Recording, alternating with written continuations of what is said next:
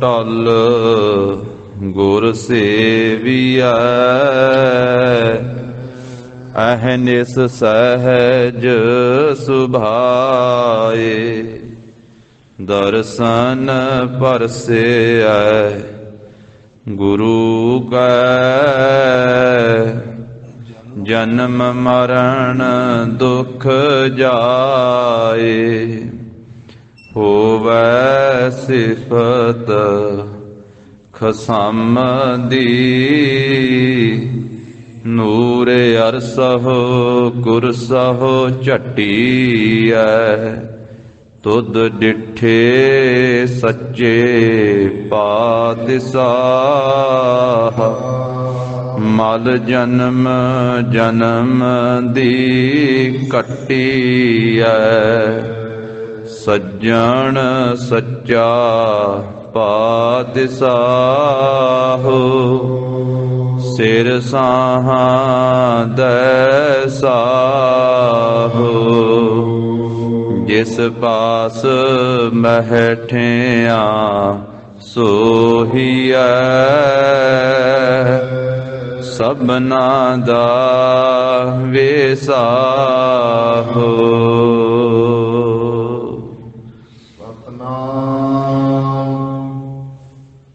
ਸ੍ਰੀ ਵਾਹਿਗੁਰੂ ਸਾਹਿਬ ਜੀ।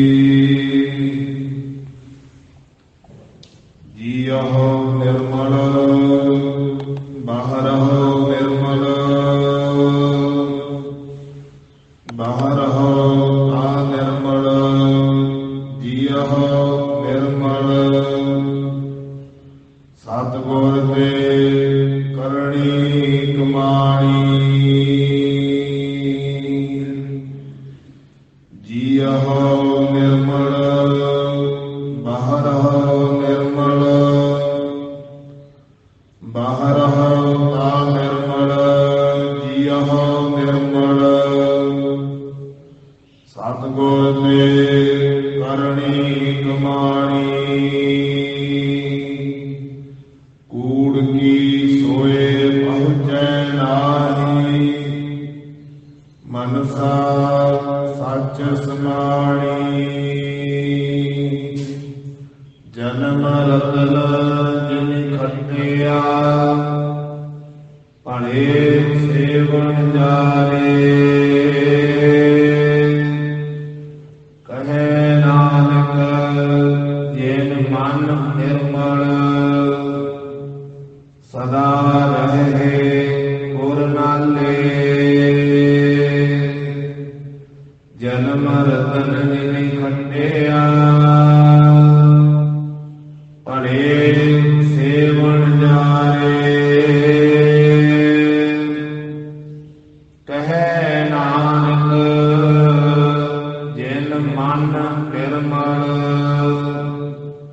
ਸਦਾ ਰਹੇ ਗੁਰ ਨਾਲੇ।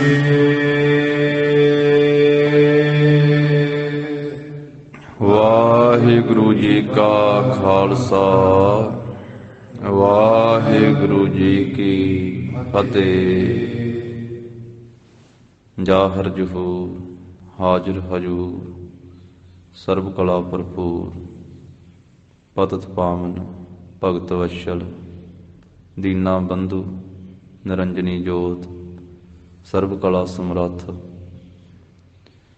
ਕਰੋੜਾਂ ਖੰਡਾਂ ਬ੍ਰਹਿਮੰਡਾਂ ਦੇ ਮਾਲਕ, ਸਭ ਸ੍ਰਿਸ਼ਟੀ ਦੇ ਸਾਂਝੇ ਸਤਿਗੁਰੂ ਜਗਤ ਗੁਰੂ ਸ੍ਰੀ ਗੁਰੂ ਨਾਨਕ ਦੇਵ ਸਾਹਿਬ ਜੀ ਮਹਾਰਾਜ।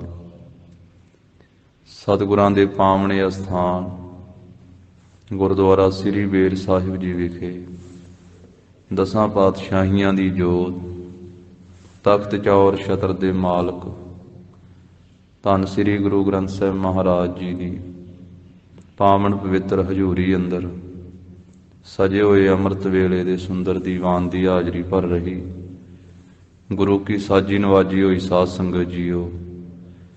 ਸਤਿਗੁਰਾਂ ਨੇ ਕਿਰਪਾ ਕੀਤੀ ਹੈ, ਅੰਮ੍ਰਿਤ ਵੇਲਾ ਸੱਚ ਨਾਉ ਵਡਿਆਈ ਵਿਚਾਰ। ਅੰਮ੍ਰਿਤ ਵੇਲੇ ਤੋਂ ਸਤਿਗੁਰਾਂ ਦੇ ਪਾਵਨ ਦਰਬਾਰ ਦੀ ਮਰਿਆਦਾ ਅਨੁਸਾਰ ਪੰਜ ਬਾਣੀਆਂ ਦਾ ਨਿਤਨੇਮ ਹੋਇਆ।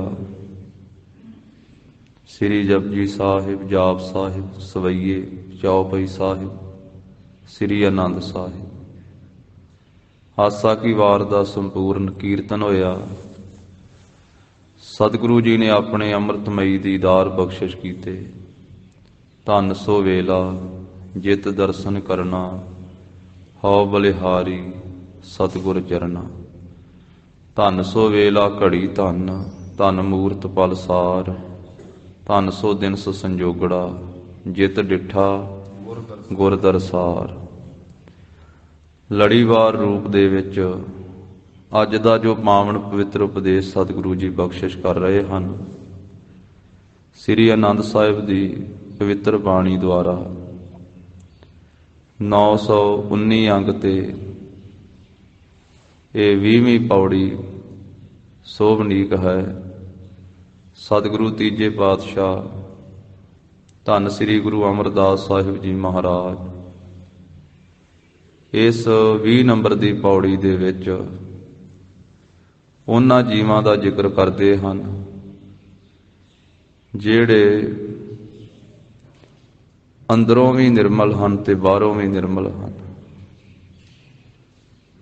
19ਵੀਂ ਪੌੜੀ ਵਿੱਚ ਕੱਲ ਸਤਿਗੁਰੂ ਜੀ ਨੇ ਐਸਾ ਉਪਦੇਸ਼ ਬਖਸ਼ਿਆ ਸੀ ਕਿ ਜਿਹੜੇ ਅੰਦਰੋਂ ਤਾਂ ਮੈਲੇ ਆ ਪਰ ਬਾਹਰੋਂ ਨਿਰਮਲ ਹਨ। ਉਹਨਾਂ ਨੇ ਆਪਣਾ ਜਨਮ ਇਸ ਸੰਸਾਰ ਦੇ ਵਿੱਚ ਵਿਸ਼ੇ ਵਿਕਾਰਾਂ ਦੀ ਜੂਏ ਦੀ ਬਾਜੀ ਦੇ ਵਿੱਚ ਹਾਰ ਦਿੱਤਾ।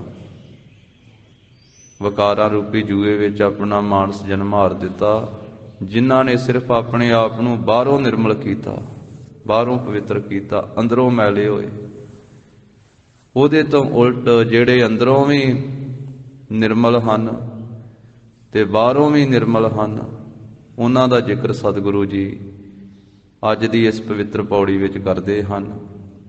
ਜਿਵੇਂ ਧੰਨ ਸ੍ਰੀ ਗੁਰੂ ਅਮਰਦਾਸ ਸਾਹਿਬ ਜੀ ਮਹਾਰਾਜ ਬਖਸ਼ਿਸ਼ ਕਰਦੇ ਹਨ। ਸ਼ਰਧਾ ਭਾਵਨਾ ਅਦਬ ਸਤਿਕਾਰ ਸਹਿਤ ਸਰਵਣ ਕਰੀਏ ਜੀ। ਸਤਨਾਮ ਸ੍ਰੀ ਵਾਹਿਗੁਰੂ ਸਾਹਿਬ ਜੀਉ ਨਿਰਮਲ ਬਾਹਰਹੁ ਨਿਰਮਲ। ਸਤਿਗੁਰੂ ਕਹਿੰਦੇ ਜਿਹੜੇ ਜੀਵ ਆਪਣੇ ਅੰਦਰੋਂ ਵੀ ਨਿਰਮਲ ਹਨ, ਜੀਉ ਨਿਰਮਲ, ਜੀ ਕਰਕੇ ਵੀ ਅੰਤਸ਼ਕਰਨ ਵੀ ਜਿਨ੍ਹਾਂ ਦਾ ਨਿਰਮਲ ਹੈ, ਪਵਿੱਤਰ ਹੈ, ਹਿਰਦਿਓਂ ਵੀ ਨਿਰਮਲ ਹਨ। ਨਿਰਮਲ ਤੋਂ ਭਾਵ ਹੈ ਮੈਲ ਤੋਂ ਰਹਿਤ। ਜਿਨ੍ਹਾਂ ਦਾ ਹਿਰਦਾ ਵੀ ਸਾਫ਼ ਹੈ, ਹਿਰਦਾ ਵੀ ਪਵਿੱਤਰ ਹੈ। ਬਾਹਰੋਂ ਨਿਰਮਲ ਤੇ ਬਾਹਰੋਂ ਤਨ ਕਰਕੇ ਵੀ ਨਿਰਮਲ ਹਨ। ਮਨ ਕਰਕੇ ਵੀ ਨਿਰਮਲ, ਤਨ ਕਰਕੇ ਵੀ ਨਿਰਮਲ ਹਨ। ਜੋ ਜਿਨ੍ਹਾਂ ਦਾ ਮਨ, ਬੁੱਧ, ਚਿੱਤ, ਅੰਤਸ਼ਕਰਨ ਨਿਰਮਲ ਹੈ, ਪਵਿੱਤਰ ਹੈ, ਤੇ ਜਿਨ੍ਹਾਂ ਦਾ ਤਨ ਵੀ ਨਿਰਮਲ ਹੈ। ਜਦੋਂ ਹਿਰਦੇ ਦੀ ਗੱਲ ਹੁੰਦੀ ਹੈ, ਅੰਤਸ਼ਕਰਨ ਦੀ ਗੱਲ ਹੁੰਦੀ ਹੈ, ਤੇ ਉਹਦੇ ਵਿੱਚ ਮਨ ਆਉਂਦਾ ਹੈ, ਬੁੱਧੀ ਆਉਂਦੀ ਹੈ, ਚਿੱਤ ਆਉਂਦਾ ਹੈ, ਅਹੰ ਭਾਵ ਆਉਂਦਾ ਹੈ। ਇਹਨਾਂ ਚੌਹਾਂ ਦਾ ਨਾਮ ਹਿਰਦਾ ਆਖਿਆ। ਇਕੱਠਾ ਹਿਰਦਾ ਤੇ ਉਹਦੇ ਵਿੱਚ ਚਾਰ ਚੀਜ਼ਾਂ ਹਨ। ਇੱਕ ਮਨ ਹੈ, ਇੱਕ ਬੁੱਧੀ ਹੈ, ਇੱਕ ਚਿੱਤ ਹੈ, ਤੇ ਇੱਕ ਅਹੰ ਭਾਵ ਹੈ। ਜਿਵੇਂ ਇਕੱਠਾ ਆਪਾਂ ਘਰ ਕਹਿ ਦਿੰਦੇ ਆ, ਪਰ ਘਰ ਦੇ ਵਿੱਚ ਕਿੰਨੀਆਂ ਚੀਜ਼ਾਂ ਹੁੰਦੀਆਂ, ਕੱਲੀ ਕੱਲੀ ਚੀਜ਼ ਹੁੰਦੀ ਹੈ। ਇਸੇ ਤਰ੍ਹਾਂ ਹੀ ਅੰਤਸ਼ਕਰਨ ਕਿਹਾ ਜਾਂਦਾ ਹੈ, ਹਿਰਦਾ ਕਿਹਾ ਜਾਂਦਾ ਹੈ, ਪਰ ਹਿਰਦੇ ਇਹਨਾਂ ਚੌਹਾਂ ਨੂੰ ਹਿਰਦਾ ਆਖਿਆ ਹੈ। ਮਨ ਦਾ ਕੰਮ ਵੱਖਰਾ ਹੈ, ਬੁੱਧੀ ਦਾ ਕੰਮ ਵੱਖਰਾ ਹੈ, ਚਿੱਤ ਦਾ ਕੰਮ ਵੱਖਰਾ ਹੈ, ਅਹੰ ਦਾ ਕੰਮ ਆਪਣਾ ਵੱਖਰਾ ਹੈ। ਜਿਹੜਾ ਮਨ ਹੈ ਉਹਦੇ ਵਿੱਚ ਖਿਆਲ ਪੈਦਾ ਹੁੰਦੇ ਆ, ਫੁਰਨੇ ਪੈਦਾ ਹੁੰਦੇ ਆ, ਮਿੰਟ ਮਿੰਟ ਬਾਅਦ, ਸਕਿੰਟ ਸਕਿੰਟ ਬਾਅਦ, ਵਾਰ-ਵਾਰ, ਕਦੀ ਚੰਗੇ ਕਦੀ ਮਾੜੇ, ਜਿਸ ਤਰ੍ਹਾਂ ਦੀ ਮਨੁੱਖ ਦੀ ਬਿਰਤੀ ਹੈ ਜਿਸ ਤਰ੍ਹਾਂ ਦੀ ਸੰਗਤ ਹੈ, ਜਿਸ ਤਰ੍ਹਾਂ ਦਾ ਸੁਭਾਅ ਹੈ, ਉਸ ਤਰ੍ਹਾਂ ਦੇ ਫੁਰਨੇ ਆਉਂਦੇ ਉਹਨੂੰ, ਉਸ ਤਰ੍ਹਾਂ ਦੇ ਖਿਆਲ ਆਉਂਦੇ। ਚੰਗੀ ਸੰਗਤ ਹੈ, ਚੰਗਾ ਜੀਵਨ ਹੈ ਤੇ ਫੁਰਨੇ ਵੀ, ਖਿਆਲ ਵੀ ਚੰਗੇ ਆਉਂਦੇ ਹਨ। ਮਾੜੀ ਸੰਗਤ ਹੈ ਫਿਰ ਸੋਚਣਾ ਵੀ ਮਾੜਾ ਹੀ ਹੁੰਦਾ ਹੈ। ਪਹਿਲਾਂ ਮਨ ਤੋਂ ਹੀ ਫੁਰਨਾ ਉੱਠਦਾ ਹੈ ਤੇ ਫਿਰ ਹੀ ਕੁਝ ਕਰਦਾ ਹੈ। ਇਸ ਕਰਕੇ ਉਹ ਮਨ, ਫੁਰਨਿਆਂ ਦਾ ਨਾਮ ਹੀ ਮਨ ਹੈ, ਜਿਸ ਨੂੰ ਸਾਧੂ ਮਹਾਤਮਾ ਜਨ ਆਪਣੀ ਬੋਲੀ ਵਿੱਚ ਕਹਿੰਦੇ ਹਨ, ਕਿਉਂਕਿ ਹਰ ਇੱਕ ਦੀ ਆਪਣੀ ਬੋਲੀ ਹੁੰਦੀ ਹੈ, ਆਪਣੀ ਭਾਸ਼ਾ ਹੁੰਦੀ ਹੈ। ਸਾਧੂ ਜਨ ਕਹਿੰਦੇ ਹਨ, ਸੰਕਲਪੋ ਵਿਕਲਪੋ ਹੀ ਮਨਾ। ਕਹਿੰਦੇ ਸੰਕਲਪ ਤੇ ਵਿਕਲਪ ਦਾ ਨਾਮ ਹੀ ਮਨ ਹੈ। ਭਾਵ ਚੰਗੇ ਤੇ ਮਾੜੇ ਫੁਰਨਿਆਂ ਦਾ ਨਾਮ ਹੀ ਮਨ ਹੈ, ਖਿਆਲਾਂ ਦਾ ਨਾਮ ਹੀ ਮਨ ਹੈ। ਤੋ ਇਹ ਮਨ ਫਿਰ ਅੱਗੇ ਬੁੱਧ ਹੈ। ਮਨ ਫੁਰਨੇ ਉਠਾਉਂਦਾ ਹੈ ਤੇ ਬੁੱਧ ਨਿਰਣਾ ਕਰਦੀ ਹੈ। ਜਿਹੜੀ ਬੁੱਧੀ ਹੈ ਉਹਦਾ ਕੰਮ ਹੈ ਨਿਰਣਾ ਕਰਨ ਦਾ, ਵਿਚਾਰ ਕਰਨ ਦਾ। ਬੁੱਧੀ ਵਿਚਾਰ ਕਰਦੀ ਹੈ ਵੀ ਇਹ ਜੋ ਸੋਚਿਆ ਹੈ ਮਨ ਨੇ ਵੀ ਇਹ ਚੰਗਾ ਹੈ ਕਿ ਮਾੜਾ ਹੈ। ਬੁੱਧੀ ਨਿਰਣਾ ਕਰਦੀ ਵੀ ਆਹ ਕੰਮ ਮੈਨੂੰ ਕਰਨਾ ਚਾਹੀਦਾ ਹੈ ਕਿ ਨਹੀਂ ਕਰਨਾ ਚਾਹੀਦਾ ਹੈ। ਇਹ ਸੱਤ ਹੈ ਕਿ ਅਸੱਤ ਹੈ, ਇਹਦੇ ਚ ਲਾਭ ਹੈ ਕਿ ਘਾਟਾ ਹੈ। ਉਹਨੂੰ ਬੁੱਧੀ ਆਖਿਆ ਹੈ, ਅਕਲ ਆਖਿਆ ਹੈ, ਮਤ ਆਖਿਆ ਹੈ। ਇਹ ਵੀ ਹਿਰਦੇ ਦਾ ਹੀ ਇੱਕ ਹਿੱਸਾ ਹੈ। ਜਿਹੜੀ ਬੁੱਧੀ ਹੈ ਸਾਡੀ, ਤੇ ਅੰਮ੍ਰਿਤ ਬਾਣੀ ਚ ਸਤਿਗੁਰੂ ਜੀ ਇਹ ਅਕਲ ਦਾ ਜ਼ਿਕਰ ਕਰਦੇ ਆ, ਕਹਿੰਦੇ ਆ, ਅਕਲੀ ਸਾਹਿਬ ਸੇਵੀਐ, ਅਕਲੀ ਪਾਈਐ ਮਾਨ, ਅਕਲੀ ਪੜ੍ਹ ਕੇ ਬੁਝੀਐ, ਅਕਲੀ ਕੀਚੈ ਦਾਨ। ਵੀ ਇਹ ਅਕਲ ਜਿਹੜੀ ਹੈ ਇਹ ਵਿਚਾਰ ਇਹਦੇ ਦੁਆਰਾ ਹੀ ਕੀਤੀ ਜਾਂਦੀ ਹੈ। ਫਿਰ ਅੱਗੇ ਚਿੱਤ ਹੈ। ਚਿੱਤ ਉਹਨੂੰ ਕਹਿੰਦੇ ਆ ਜਿਹਦੇ ਨਾਲ ਅਸੀਂ ਚੇਤਾ ਕਰਦੇ ਹਾਂ। ਕੋਈ ਗੱਲ ਭੁੱਲ ਜਾਵੇ ਤੇ ਚਿੱਤ ਦੁਆਰਾ ਚੇਤੇ ਕੀਤੀ ਜਾਂਦੀ ਤਾਂ ਉਹਦਾ ਨਾਮ ਚਿੱਤ ਹੈ। ਚਿਤਵਣੀ ਕਰਨ ਵਾਲਾ ਜਿਹੜਾ ਹੈ, ਭੁੱਲੀਆਂ ਵਿਸਰੀਆਂ ਗੱਲਾਂ ਨੂੰ ਜਿਹੜਾ ਯਾਦ ਕਰਦਾ ਹੈ, ਉਹਨੂੰ ਚਿੱਤ ਆਖਿਆ ਹੈ। ਉਦੋਂ ਅੱਗੇ ਹੈ ਅਹੰ, ਤਾਂ ਉਹ ਜੋ ਆਪਣਾ ਹੱਕ ਜਮਾਉਣ ਵਾਲਾ ਹੈ ਵੀ ਮੈਂ ਆਹ ਕੁਝ ਇਹ ਮੇਰਾ ਹੈ, ਮੈਂ ਆਹ ਕਰਾਂਗਾ, ਉਹਨੂੰ ਅਹੰ ਆਖਿਆ ਹੈ। ਤੋ ਇਸ ਪ੍ਰਕਾਰ ਦੇ ਨਾਲ ਇਹ ਹਿਰਦੇ ਦੇ ਚਾਰ ਹਿੱਸੇ ਹਨ। ਤੇ ਸਤਿਗੁਰੂ ਕਹਿੰਦੇ ਵੀ ਜਿਹੜੇ ਉਹ ਹਿਰਦਿਓਂ ਵੀ ਨਿਰਮਲ ਹਨ, ਕਿਉਂਕਿ ਗੁਰਬਾਣੀ ਅੰਦਰ ਜਿੱਥੇ ਤਨ ਦੀ ਮੈਲ ਲਾਉਣ ਵਾਸਤੇ ਆਖਿਆ, ਉੱਥੇ ਹਿਰਦੇ ਦੀ ਮੈਲ ਲਾਉਣ ਵਾਸਤੇ ਵੀ ਮਹਾਰਾਜ ਕਹਿੰਦੇ ਆ। ਇੱਥੇ ਗਰੀਬ ਨਵਾਜ ਫਰਮਾ ਰਹੇ ਆ, ਜੀ ਆਹ ਨਿਰਮਲ ਬਾਹਰੋਂ ਨਿਰਮਲ। ਜਿਹੜੇ ਜੀਵ ਹਿਰਦਿਓਂ ਵੀ ਨਿਰਮਲ ਹਨ, ਪਵਿੱਤਰ ਹਨ, ਜਿਨ੍ਹਾਂ ਦਾ ਮਨ ਬੁੱਧ ਚਿੱਤ ਅਹੰ ਵੀ ਨਿਰਮਲ ਹੈ, ਜਿਨ੍ਹਾਂ ਦਾ ਚਤੁਸ਼ਟਾ ਅੰਤਸ਼ਕਰਨ ਵੀ ਨਿਰਮਲ ਹੈ, ਹਿਰਦਾ ਵੀ ਨਿਰਮਲ ਹੈ, ਤੇ ਜਿਨ੍ਹਾਂ ਦਾ ਬਾਹਰਲਾ ਹਿੱਸਾ ਤਨ ਵੀ ਸਥੂਲ ਤਨ ਵੀ ਨਿਰਮਲ ਹੈ। ਸਰੀਰ ਦੀ ਨਿਰਮਲਤਾ ਵਾਸਤੇ ਅਸੀਂ ਇਸ਼ਨਾਨ ਕਰਦੇ ਹਾਂ। ਭਰੀਏ ਹੱਥ ਪੈਰ ਤਨ ਦੇਹ। ਜਦੋਂ ਹੱਥ ਪੈਰ ਸਮੁੱਚਾ ਸਾਡਾ ਇਹ ਸਰੀਰ ਤਨ ਮੈਲ ਦੇ ਨਾਲ ਭਰ ਜਾਂਦਾ ਹੈ, ਮਿੱਟੀ ਦੇ ਨਾਲ ਭਰ ਜਾਂਦਾ ਹੈ, ਤੇ ਅਸੀਂ ਇਸ਼ਨਾਨ ਕਰਕੇ ਇਹਨੂੰ ਸਾਫ਼ ਕਰਦੇ ਹਾਂ। ਪਾਣੀ ਧੋਤਾ ਉੱਤਰ ਸੋ ਖੇਹ। ਜਦੋਂ ਮਤ ਮਨ ਸਾਡਾ ਅੰਤਸ਼ਕਰਨ ਇਹ ਮੈਲਾ ਹੁੰਦਾ ਹੈ, ਤੇ ਫਿਰ ਮਹਾਰਾਜ ਸਾਹਿਬ ਕਹਿੰਦੇ ਹਨ ਇਹ ਨਾਮ ਦੇ ਨਾਲ ਧੋਤਾ ਜਾਵੇਗਾ। ਭਰੀਏ ਹੱਥ ਪੈਰ ਤਨ ਦੇਹ, ਪਾਣੀ ਧੋਤਾ ਉੱਤਰ ਸੋ ਖੇਹ। ਮੂਤ ਪਲੀਤੀ ਕੱਪੜ ਹੋਏ, ਦੇ ਸਾਬੂਣ ਲਈਐ ਉਹ ਧੋਏ। कपड़ा मैला हो जावे, पलीत हो जावे, वो पानी पा के साबन ला के धो लिया जाता है।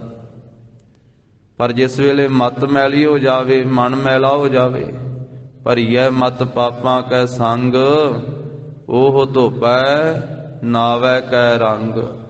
नाम दे रंग नाल, नाम दे प्रेम नाल हिरदा धोता जावेगा, मन धोता जावेगा। ਤਾਂ ਸਤਿਗੁਰੂ ਜੀ ਕਹਿੰਦੇ ਵੀ ਤਨ ਨੂੰ ਮੈਲ ਰੋਜ਼ ਲੱਗਦੀ ਤਾਂ ਧੋਤੀ ਜਾਂਦੀ ਹੈ, ਵਸਤਰ ਧੋਤੇ ਜਾਂਦੇ ਆ, ਪਰ ਮਨ ਨੂੰ ਮੈਲ ਤਾਂ ਕਈਆਂ ਜਨਮਾਂ ਦੀ ਲੱਗੀ ਹੋਈ ਹੈ। ਇਸ ਕਰਕੇ ਗੁਰਮੁਖ ਬਾਹਰੋਂ ਵੀ ਨਿਰਮਲ ਹੁੰਦੇ ਆ ਤੇ ਅੰਦਰੋਂ ਵੀ ਨਿਰਮਲ ਹੁੰਦੇ ਆ। ਜੀ ਆਹੋ ਨਿਰਮਲ, ਬਾਹਰ ਆਹੋ ਨਿਰਮਲ। ਉਹਨਾਂ ਦਾ ਜੀ ਆਹੋ ਹਿਰਦਾ ਵੀ ਨਿਰਮਲ ਹੈ ਤੇ ਬਾਹਰੋਂ ਸਰੀਰ ਵੀ ਨਿਰਮਲ ਹੈ। ਉਂਝ ਤਨ ਨੂੰ ਵੀ ਪਵਿੱਤਰ ਕਰਨਾ ਕੋਈ ਸੌਖੀ ਗੱਲ ਨਹੀਂ ਹੈ। ਜੋ ਜਪਜੀ ਸਾਹਿਬ ਦੇ ਆਰੰਭ ਦੇ ਵਿੱਚ ਹੀ ਮਹਾਰਾਜ ਸਾਹਿਬ ਨੇ ਬਚਨ ਕਹੇ ਨਾ, ਸੋਚੈ ਸੋਚ ਨਾ ਹੋਵਈ ਜੇ ਸੋਚੀ ਲੱਖ ਵਾਰ। ਇਸ ਪਵਿੱਤਰ ਪੰਕਤੀ ਦੇ ਅਰਥ ਕਰਦਿਆਂ ਹੋਇਆਂ ਸ੍ਰੀਮਾਨ ਸੰਤ ਗਿਆਨੀ ਕਰਤਾਰ ਸਿੰਘ ਜੀ ਖਾਲਸਾ ਭਿੰਡਰਾਂ ਵਾਲੇ ਮਹਾਂਪੁਰਖਾਂ ਨੇ ਬਚਨ ਲਿਖੇ। ਪਹਿਲਾਂ ਤਨ ਦੇ ਨਾਲ ਜੋੜ ਕੇ ਅਰਥ ਕੀਤੇ ਹਨ ਕਿ ਸਰੀਰ ਨੂੰ ਸੁੱਚਾ ਕਰਦਿਆਂ ਸਰੀਰ ਹੀ ਸੁੱਚਾ ਨਹੀਂ ਹੁੰਦਾ, ਵੀ ਇੰਨਾ ਮੈਲਾ ਹੈ, ਇਹਨੂੰ ਬੰਦਾ ਸਾਰੀ ਉਮਰ ਸੁੱਚਾ ਕਰਨ ਦਾ ਯਤਨ ਕਰਦਾ ਹੈ, ਪਰ ਰੋਜ਼ ਇਹਨੂੰ ਸੁੱਚਾ ਕਰੀਦਾ, ਰੋਜ਼ ਫੇਰ ਮੈਲਾ ਹੋ ਜਾਂਦਾ ਹੈ। ਸਵੇਰੇ ਇਸ਼ਨਾਨ ਕੀਤਾ, ਸ਼ਾਮ ਤੀਕ ਮੈਲਾ ਹੋ ਜਾਂਦਾ ਹੈ, ਨਹੀਂ ਤੇ ਸ਼ਾਮ ਨੂੰ ਜਦੋਂ ਸੌਂ ਗਏ ਤੇ ਦਿਨ ਚੜ੍ਹਦੇ ਤੀਕ ਫੇਰ ਮੈਲਾ ਹੁੰਦਾ ਹੈ। 9 ਛਿਦਰ ਹਨ ਸਾਡੇ ਸਰੀਰ ਦੇ ਵਿੱਚ, ਤੇ ਪਵਿੱਤਰ ਪੰਕਤੀ ਹੈ, ਨਵੇਂ ਛਿਦਰ ਸਰਵ ਹੈ ਅਪਵਿੱਤਰਾ। ਅਪਵਿੱਤਰਾ ਨਾਮ ਹੈ ਮੈਲ ਦਾ, ਅਪਵਿੱਤਰਤਾ, ਮਲੀਨਤਾ। 9 ਹੀ ਛੇਕਾਂ ਦੇ ਰਾਹੀਂ ਮੈਲ ਨਿਕਲਦੀ ਰਹਿੰਦੀ ਇਸ ਸਰੀਰ ਦੇ ਵਿੱਚ। ਉਹ 9 ਛੇਕ ਕਿਹੜੇ ਆ? 2 ਅੱਖਾਂ, 2 ਕੰਨ, 2 ਨਾਸਕਾਂ ਦੇ ਛੇਕ, 6 ਹੋ ਗਏ। 7ਵਾਂ ਮੂੰਹ, ਆ ਸਾਡੀ ਗਰਦਨ ਤੋਂ ਉੱਤੇ ਉੱਤੇ ਹੀ 7 ਛੇਕ ਵਾਏ ਦੇ ਵਿੱਚ, ਤੇ 2 ਹੇਠਾਂ ਵਾ ਮਲ ਮੂਤਰ ਤਿਆਗ ਅਸਥਾਨ। ਇਹ ਜਿਹੜੇ 9 ਛਿਦਰ, ਜਿਨ੍ਹਾਂ ਨੂੰ 9 ਗੋਲਕਾਂ ਤੇ 9 ਦੁਆਰੇ ਵੀ ਬਾਣੀ ਵਿੱਚ ਆਖਿਆ ਹੈ, 9 ਦੁਆਰੇ ਪ੍ਰਗਟ ਕੀਏ, 10ਵਾਂ ਗੁਪਤ ਰਖਾਇਆ। ਇਹ 9 ਤਾਂ ਪ੍ਰਗਟ ਹੀ ਹੈ ਨਾ, ਦੀਦੇ ਹੀ ਆ ਸਾਹਮਣੇ, ਤੇ 9 ਦੇ ਥਾਣੀ ਮੈਲ ਹੀ ਨਿਕਲਦੀ ਹੈ।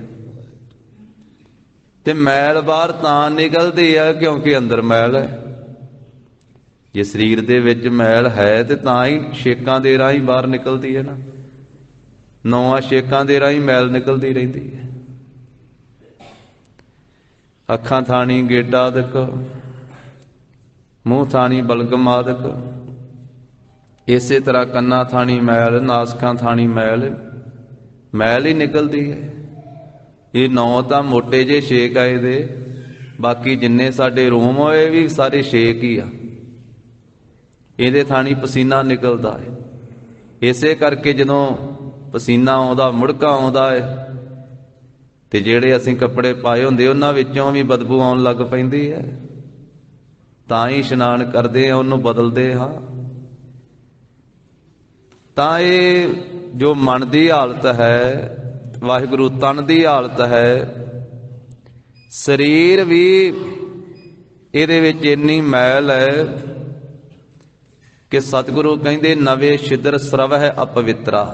9 ਹੀ ਛੇਕਾਂ ਦੇ ਰਾਹੀਂ ਮੈਲ ਹੀ ਨਿਕਲਦੀ ਰਹਿੰਦੀ ਹੈ, ਰੋਜ਼ ਨਿਕਲਦੀ ਹੈ, ਤੇ ਰੋਜ਼ ਇਹਨੂੰ ਤਨ ਨੂੰ ਧੋਣਾ ਪੈਂਦਾ ਹੈ, ਇਹਨੂੰ ਪਵਿੱਤਰ ਕਰਨਾ ਪੈਂਦਾ ਹੈ। ਤੇ ਕਈਆਂ ਨੇ ਸਿਰਫ ਇਹੀ ਯਤਨ ਕੀਤਾ ਵੀ ਤਨ ਨੂੰ ਸਾਫ਼ ਕਰਨਾ ਹੀ ਧਰਮ ਹੈ। ਮਹਾਰਾਜ ਸਾਹਿਬ ਨੇ ਇਸ਼ਨਾਨ ਕਰਨ ਵਾਸਤੇ ਆਖਿਆ ਵੀ ਇਸ਼ਨਾਨ ਕਰੋ ਭਾਈ। ਕੋਈ ਸਰੀਰਕ ਕਿਰਿਆ ਕੀਤੀ, ਉਸ ਤੋਂ ਬਾਅਦ ਵੀ ਇਸ਼ਨਾਨ ਕੀਤਾ ਜਾਵੇ ਗੁਰੂ ਕੇ ਦਰਬਾਰ ਵਿੱਚ ਆਉਣ ਤੋਂ ਪਹਿਲਾਂ। ਅੰਮ੍ਰਿਤ ਵੇਲੇ ਦਾ ਇਸ਼ਨਾਨ ਤਾਂ ਹਰ ਇੱਕ ਵਾਸਤੇ ਜ਼ਰੂਰੀ ਹੈ। ਅੰਮ੍ਰਿਤ ਵੇਲੇ ਇਸ਼ਨਾਨ ਕਰਨਾ ਇਹ ਮਰਿਆਦਾ ਹੈ ਗੁਰੂ ਘਰ ਦੀ, ਜਗਤ ਗੁਰੂ ਜੀ ਨੇ ਸਾਨੂੰ ਬਖਸ਼ਿਸ਼ ਕੀਤੀ। ਕਰ ਇਸ਼ਨਾਨ ਸਿਮਰ ਪ੍ਰਭ ਆਪਣਾ, ਮਨ ਤਨ ਭਏ ਅਰੋਗਾ, ਕੋਟ ਬਿਗਨ ਲਾਥੇ ਪ੍ਰਭ ਸਰਨਾ, ਪ੍ਰਗਟੇ ਭਲੇ ਸੰਜੋਗਾ।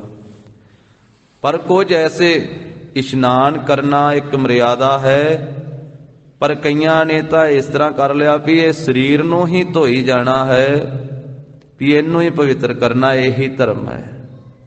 ਪਰ ਮਹਾਰਾਜ ਨੇ ਆਖਿਆ ਵੀ ਇਸ਼ਨਾਨ ਕਰਨਾ ਜ਼ਰੂਰੀ ਹੈ, ਪਰ ਨਾਲ ਨਾਲ ਮਨ ਨੂੰ ਵੀ ਸਾਫ਼ ਕਰਨਾ ਹੈ। ਨਾਮ ਜਪ ਕੇ, ਸੇਵਾ ਕਰਕੇ, ਸਿਮਰਨ ਕਰਕੇ, ਗੁਰਬਾਣੀ ਦਾ ਜਪ ਕਰਕੇ। ਤੇ ਕਈਆਂ ਨੇ ਫਿਰ ਤਨ ਨੂੰ ਧੋਣ ਦਾ ਬਹੁਤਾ ਯਤਨ ਕੀਤਾ। ਮਹਾਂਪੁਰਖਾਂ ਨੇ ਇਸੇ ਪੰਕਤੀ ਤੇ ਸਾਖੀ ਲਿਖੀ ਹੈ ਵੀ ਕੋਈ ਕਰਮ ਕਾਂਡੀ ਪੰਡਤ ਆ ਗਿਆ ਇੱਕ ਜ਼ਿਮੀਂਦਾਰ ਦੇ ਖੇਤ ਤੇ, ਉਹਦੇ ਖੂਹ ਤੇ। ਪਿਛਲੇ ਸਮੇਂ 'ਚ ਖੂਹ ਚੱਲਦੇ ਹੁੰਦੇ ਸੀ ਨਾ, ਤੇ ਉਹ ਤਨ ਨੂੰ ਧੋਣ ਦਾ ਹੀ ਬਹੁਤਾ ਜ਼ੋਰ ਦਿੰਦਾ ਸੀ। ਕਰਮਕਾਂਡੀ ਪੰਡਤ, ਧੋਣਾ ਜ਼ਰੂਰ ਚਾਹੀਦਾ ਹੈ, ਪਰ ਇੱਕੋ ਕਰਮ ਜਿਹੜਾ ਹੈ ਉਹ ਕਰਮ ਕਾਂਡ ਹੀ ਬਣ ਜਾਵੇ ਵੀ ਸਿਰਫ ਤਨ ਨੂੰ ਹੀ ਧੋਈ ਜਾਣਾ ਹੈ, ਸਾਫ਼ ਕਰਨਾ ਵੱਖਰੀ ਗੱਲ ਹੈ। ਉਹ ਜਿਸ ਵੇਲੇ ਆਇਆ ਨਾ ਜ਼ਿਮੀਂਦਾਰ ਦੇ ਖੇਤ ਤੇ, ਉਹਨੇ ਆਖਿਆ ਤੁਸੀਂ ਜਿਹੜੇ ਜੱਟ ਜ਼ਿਮੀਂਦਾਰ ਹੁੰਦੇ ਜੇ ਮੈਲੇ ਹੀ ਰਹਿੰਦੇ, ਤੁਹਾਨੂੰ ਸਫਾਈ ਰੱਖਣ ਦਾ ਪਤਾ ਨਹੀਂ। ਉਹ ਜ਼ਿਮੀਂਦਾਰ ਨੇ ਆਖਿਆ ਪੰਡਤ ਜੀ ਮਹਾਰਾਜ ਤੁਸੀਂ ਦੱਸੋ ਕਿਵੇਂ ਸਫਾਈ ਰੱਖਣੀ ਚਾਹੀਦੀ ਹੈ। ਇਸ਼ਨਾਨ ਤੇ ਅਸੀਂ ਵੀ ਕਰਦੇ ਹਾਂ, ਸਵੇਰੇ ਇੱਕ ਵਾਰੀ ਇਸ਼ਨਾਨ ਕਰ ਲਈਦਾ ਹੈ। ਉਹਨੇ ਕਿਹਾ ਨਹੀਂ, ਇਸ ਤਰ੍ਹਾਂ ਇਸ਼ਨਾਨ ਨਹੀਂ, ਮੈਂ ਜੁਗਤੀ ਦੱਸਦਾ ਤੈਨੂੰ ਇਸ਼ਨਾਨ ਕਰਨ ਦੀ, ਫਿਰ ਸਰੀਰ ਪਵਿੱਤਰ ਹੋਵੇਗਾ। ਜ਼ਿਮੀਂਦਾਰ ਨੇ ਆਖਿਆ ਪੰਡਤ ਜੀ ਦੱਸੋ। ਕਹਿੰਦਾ ਪਹਿਲਾਂ 1.25 ਮਣ ਮਿੱਟੀ ਲਿਆ, ਜਿਹੜਾ ਮੋਢਾ ਕਮਾਦ ਹੈ ਨਾ ਉਹਦੇ ਵਿੱਚ ਸੂਰਾਂ ਦੀ ਉੱਡ ਦੀ ਪੁੱਟੀ ਹੋਈ ਜਿਹੜੀ ਮਿੱਟੀ, ਉਹ 1.25 ਮਣ ਚੁੱਕ ਕੇ ਲਿਆ। ਮੋਢਾ ਕਮਾਦ ਕਹਿੰਦੇ ਜਿਹੜਾ ਪਿਛਲੇ ਸਾਲ ਦਾ ਹੁੰਦਾ, ਉਹਦੇ ਵਿੱਚੋਂ ਫਿਰ ਉਹ ਸੂਰਾਂ ਦੀ ਉੱਡ ਦੀ ਪੁੱਟੀ ਹੋਈ ਜਿਹੜੀ ਮਿੱਟੀ ਸੀ ਉਹ ਜ਼ਿਮੀਂਦਾਰ ਲੈ ਆ ਚੁੱਕ ਕੇ ਖੂਹ ਤੇ ਲਿਆਂਦੀ। ਉਹਨੇ ਕਿਹਾ ਵੀ ਹੁਣ ਤੋਂ ਆਪਣੇ ਉੱਤੇ ਪਾਣੀ ਪਾ। ਖੂਹ ਚੋਂ ਕੱਢ ਕੇ ਪਾਣੀ ਆਪਦੇ ਉੱਤੇ ਪਾਇਆ ਤੇ ਕਹਿੰਦਾ ਵੀ ਇਹ ਤੂੰ ਮਿੱਟੀ ਮਲਣੀ ਆਪਣੇ ਸਾਰੇ ਸਰੀਰ ਦੇ ਉੱਤੇ, ਐਸਾ ਲਿਖਿਆ ਮਹਾਂਪੁਰਖਾਂ ਨੇ। ਉਹ ਪੰਡਤ ਨੇ ਦੱਸਿਆ, ਮਿੱਟੀ ਮਲੀ ਤੇ ਵਾਰ-ਵਾਰ ਕਹਿੰਦਾ ਵੀ ਕੋਤਰ ਸੋ ਇਹ ਜਲ ਦੀ ਬਾਲਟੀ ਜਿਹੜੀ ਹੈ ਨਾ ਉਹ ਆਪਦੇ ਉੱਤੇ ਤੂੰ ਪਾਉਣੀ ਆ, 101। ਉਹ ਪਵਾਈ ਪੰਡਤ ਨੇ, ਜ਼ਿਮੀਂਦਾਰ ਨੇ ਪਾ ਲਈ। ਕਹਿੰਦਾ ਹੁਣ ਇੰਨੀਆਂ ਹੀ ਕੁਰਲੀਆਂ ਕਰ। ਉਹਨੀਆਂ ਹੀ 101 ਕੁਰਲੀ ਕਰਵਾਈ ਉਹਦੇ ਤੋਂ ਜ਼ਿਮੀਂਦਾਰ ਤੋਂ। ਉਹ ਕਰਦਾ ਕਰਦਾ ਅੱਕ ਗਿਆ। ਜਦੋਂ ਉਹਨੇ ਕਰ ਲਿਆ ਵੀ ਚਲੋ ਪੰਡਤ ਨੇ ਆਖਿਆ ਹੁਣ ਇਹਦੀ ਮੰਨ ਹੀ ਲਈਏ ਸਾਰੀ ਗੱਲ, 101 ਬਾਲਟੀ ਉੱਤੇ ਵੀ ਪਾ ਲਈ ਆਪਣੇ ਪਿੰਡੇ ਤੇ, ਮਿੱਟੀ ਵੀ ਮਲ ਮਲ ਕੇ ਸਾਰੀ ਖਤਮ ਕਰ ਦਿੱਤੀ। ਫਿਰ ਇੰਨੀਆਂ ਹੀ ਕੁਰਲੀਆਂ ਕਰ ਲਈਆਂ, ਚੁਲੀਆਂ ਕਰ ਲਈਆਂ। ਉਹਨੇ ਕਿਹਾ ਪੰਡਤ ਜੀ ਹੁਣ ਮੈਂ ਹੋ ਗਿਆ ਸੁੱਚਾ ਪੂਰਾ। ਕਹਿੰਦਾ ਹਾਂ ਹੁਣ ਤੂੰ ਪੂਰਾ ਪਵਿੱਤਰ ਹੋ ਗਿਆ। ਫਿਰ ਆਪਣੇ ਮੂੰਹ ਵਿੱਚ ਕਹਿੰਦੇ ਵੀ ਪਾਣੀ ਭਰ ਕੇ ਨਾ, ਤੇ ਜ਼ਿਮੀਂਦਾਰ ਨੇ ਪੰਡਤ ਦੇ ਮੂੰਹ ਤੇ ਕੁਰਲੀ ਮਾਰ ਦਿੱਤੀ। ਉਸੇ ਵੇਲੇ ਤੱਤਾ ਹੋ ਗਿਆ, ਗਰਮ ਹੋ ਗਿਆ। ਉਹਨੇ ਕਿਹਾ ਤੂੰ ਮੈਨੂੰ ਝੂਠਾ ਕਰ ਦਿੱਤਾ ਮੇਰੇ ਉੱਤੇ ਕੁਰਲੀ ਪਾ ਕੇ। ਆਖਿਆ ਪੰਡਤ ਜੀ ਆਪੇ ਤਾਂ ਤੁਸੀਂ ਆਖਿਆ ਹੁਣ ਮੈਂ ਸੁੱਚਾ ਹੋ ਗਿਆ ਪੂਰਾ, ਤੇ ਮੇਰੇ ਇਹ ਪਾਣੀ ਪਾਉਣ ਨਾਲ ਤੁਸੀਂ ਕਿਵੇਂ ਮੈਲੇ ਹੋ ਗਏ? ਕਹਿੰਦਾ ਨਹੀਂ, ਭਾਵੇਂ ਜਿੰਨੀਆਂ ਮਰਜ਼ੀ ਕੁਰਲੀਆਂ ਕਰ ਲਈਏ ਮੂੰਹ ਫਿਰ ਵੀ ਮੈਲਾ ਰਹਿੰਦਾ। ਤੂੰ ਮੂੰਹ ਵਿੱਚ ਪਾਣੀ ਪਾ ਕੇ ਮੇਰੇ ਤੇ ਪਾ ਦਿੱਤਾ ਹੈ, ਮੇਰਾ ਨਹਾਤਾ ਧੋਤਾ ਸਾਰਾ ਜਿਹੜਾ ਹੈ ਤੂੰ ਉਹ ਮਲੀਨ ਕਰ ਦਿੱਤਾ। ਕਹਿਣ ਤੋਂ ਭਾਵ ਇਹ ਵੀ ਇਸ਼ਨਾਨ ਕਰਨਾ ਹੋਰ ਗੱਲ ਹੈ, ਪਰ ਇੱਕੋ ਉਸ ਕਰਮ ਦੇ ਵਿੱਚ ਫਾਸੀ ਜਾਣਾ ਇਹ ਹੋਰ ਗੱਲ ਹੈ। ਇਸ਼ਨਾਨ ਕਰਨਾ ਵੀ ਹੁਣ ਇੰਨੀਆਂ ਗਾਗਰਾ ਪਾ ਕੇ ਉਹਨੇ ਕਰਵਾਇਆ ਸੀ, ਤੇ ਫਿਰ ਜੇ ਉਹਨੇ ਕੁਰਲੀ ਭਰ ਕੇ ਉੱਤੇ ਪਾ ਦਿੱਤੀ ਕਹਿੰਦਾ ਮੈਨੂੰ ਮੈਲਾ ਕਰ ਦਿੱਤਾ।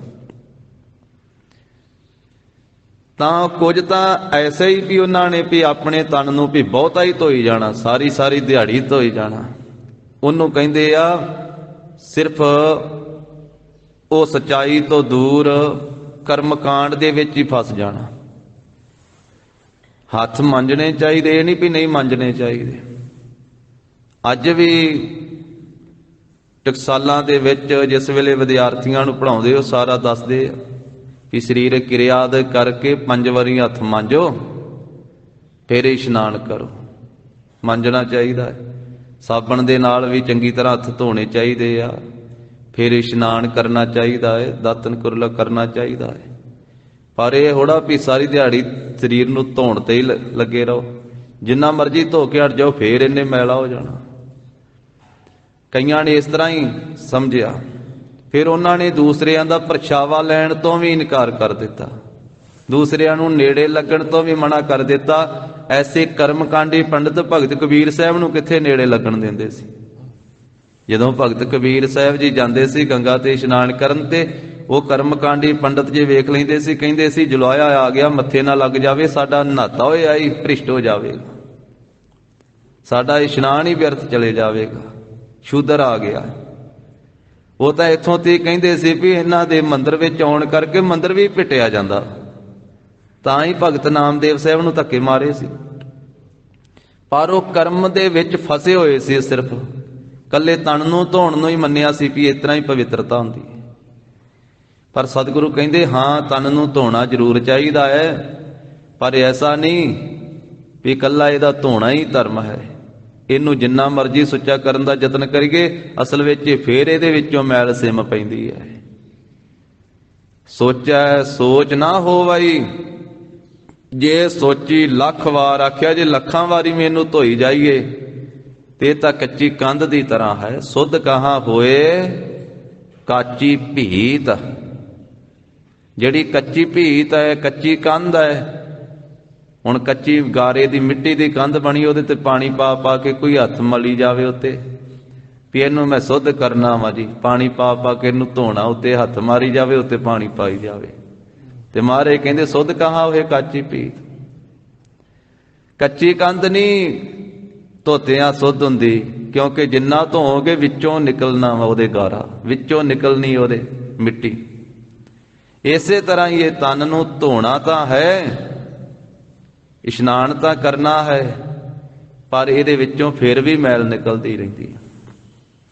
ਸਤਿਗੁਰੂ ਕਹਿੰਦੇ ਬਾਹਰੋਂ ਵੀ ਨਿਰਮਲ ਹੋਣਾ ਚਾਹੀਦਾ ਹੈ, ਪਰ ਉਹਦੇ ਨਾਲ ਨਾਲ ਅੰਦਰੋਂ ਵੀ ਨਿਰਮਲ ਹੋਣਾ ਚਾਹੀਦਾ ਹੈ, ਹਿਰਦਾ ਵੀ ਪਵਿੱਤਰ ਹੋਣਾ ਚਾਹੀਦਾ। ਉਹ ਤਾਂ ਹੋਵੇਗਾ ਜਿਸ ਵੇਲੇ ਇਸ਼ਨਾਨ ਕਰਨ ਤੋਂ ਬਾਅਦ ਨਾਮ ਨਾਲ ਜੁੜੇਗਾ, ਬਾਣੀ ਨਾਲ ਜੁੜੇਗਾ। ਕਿਉਂਕਿ ਬਾਹਰ ਜਿਹੜੀ ਮੈਲ ਲੱਗਦੀ ਉਹ ਵੀ ਦਿਸਦੀ ਹੈ, ਤੇ ਅੰਦਰ ਹਿਰਦੇ ਨੂੰ ਜਿਹੜੀ ਮੈਲ ਲੱਗਦੀ ਉਹ ਦਿਸਦੀ ਨਹੀਂ।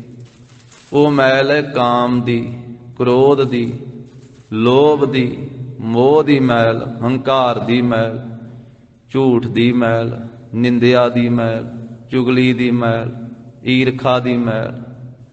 ਕਿੰਨੇ ਪ੍ਰਕਾਰ ਦੀ ਮੈਲ ਹੈ। ਸ਼ਲੰ ਛਿਦਰੰ ਕੋਟ ਬਿਗਨੰ ਅਪਰਾਧੰ ਕਿਲਬਿਖ ਮਲੰ। ਪੰਚਮ ਪਾਤਸ਼ਾਹ ਸਹਿਸਕ੍ਰਿਤੀ ਸ਼ਲੋਕਾਂ 'ਚ ਕਹਿੰਦੇ ਵੀ ਕਿੰਨਾ ਛਲ ਕਪਟ, ਉਹ ਸਾਰੀ ਮੈਲ ਤਾਂ ਅੰਦਰ ਨੂੰ ਹੀ ਲੱਗਦੀ ਹੈ। ਕਰੋੜਾਂ ਅਪਰਾਧ ਜੋ ਕਰਦਾ ਹੈ ਉਹਦੀ ਮੈਲ ਹਿਰਦੇ ਤੇ ਹੀ ਲੱਗਦੀ ਹੈ। ਇਸ ਕਰਕੇ ਮਹਾਰਾਜ ਕਹਿੰਦੇ ਜਿਹੜੇ ਬਾਹਰੋਂ ਵੀ ਇਸ਼ਨਾਨ ਕਰਕੇ ਨਿਰਮਲ ਹੁੰਦੇ ਆ, ਤੇ ਜਿਹੜੇ ਅੰਦਰੋਂ ਹਿਰਦਿਓਂ ਵੀ ਨਿਰਮਲ ਹਨ।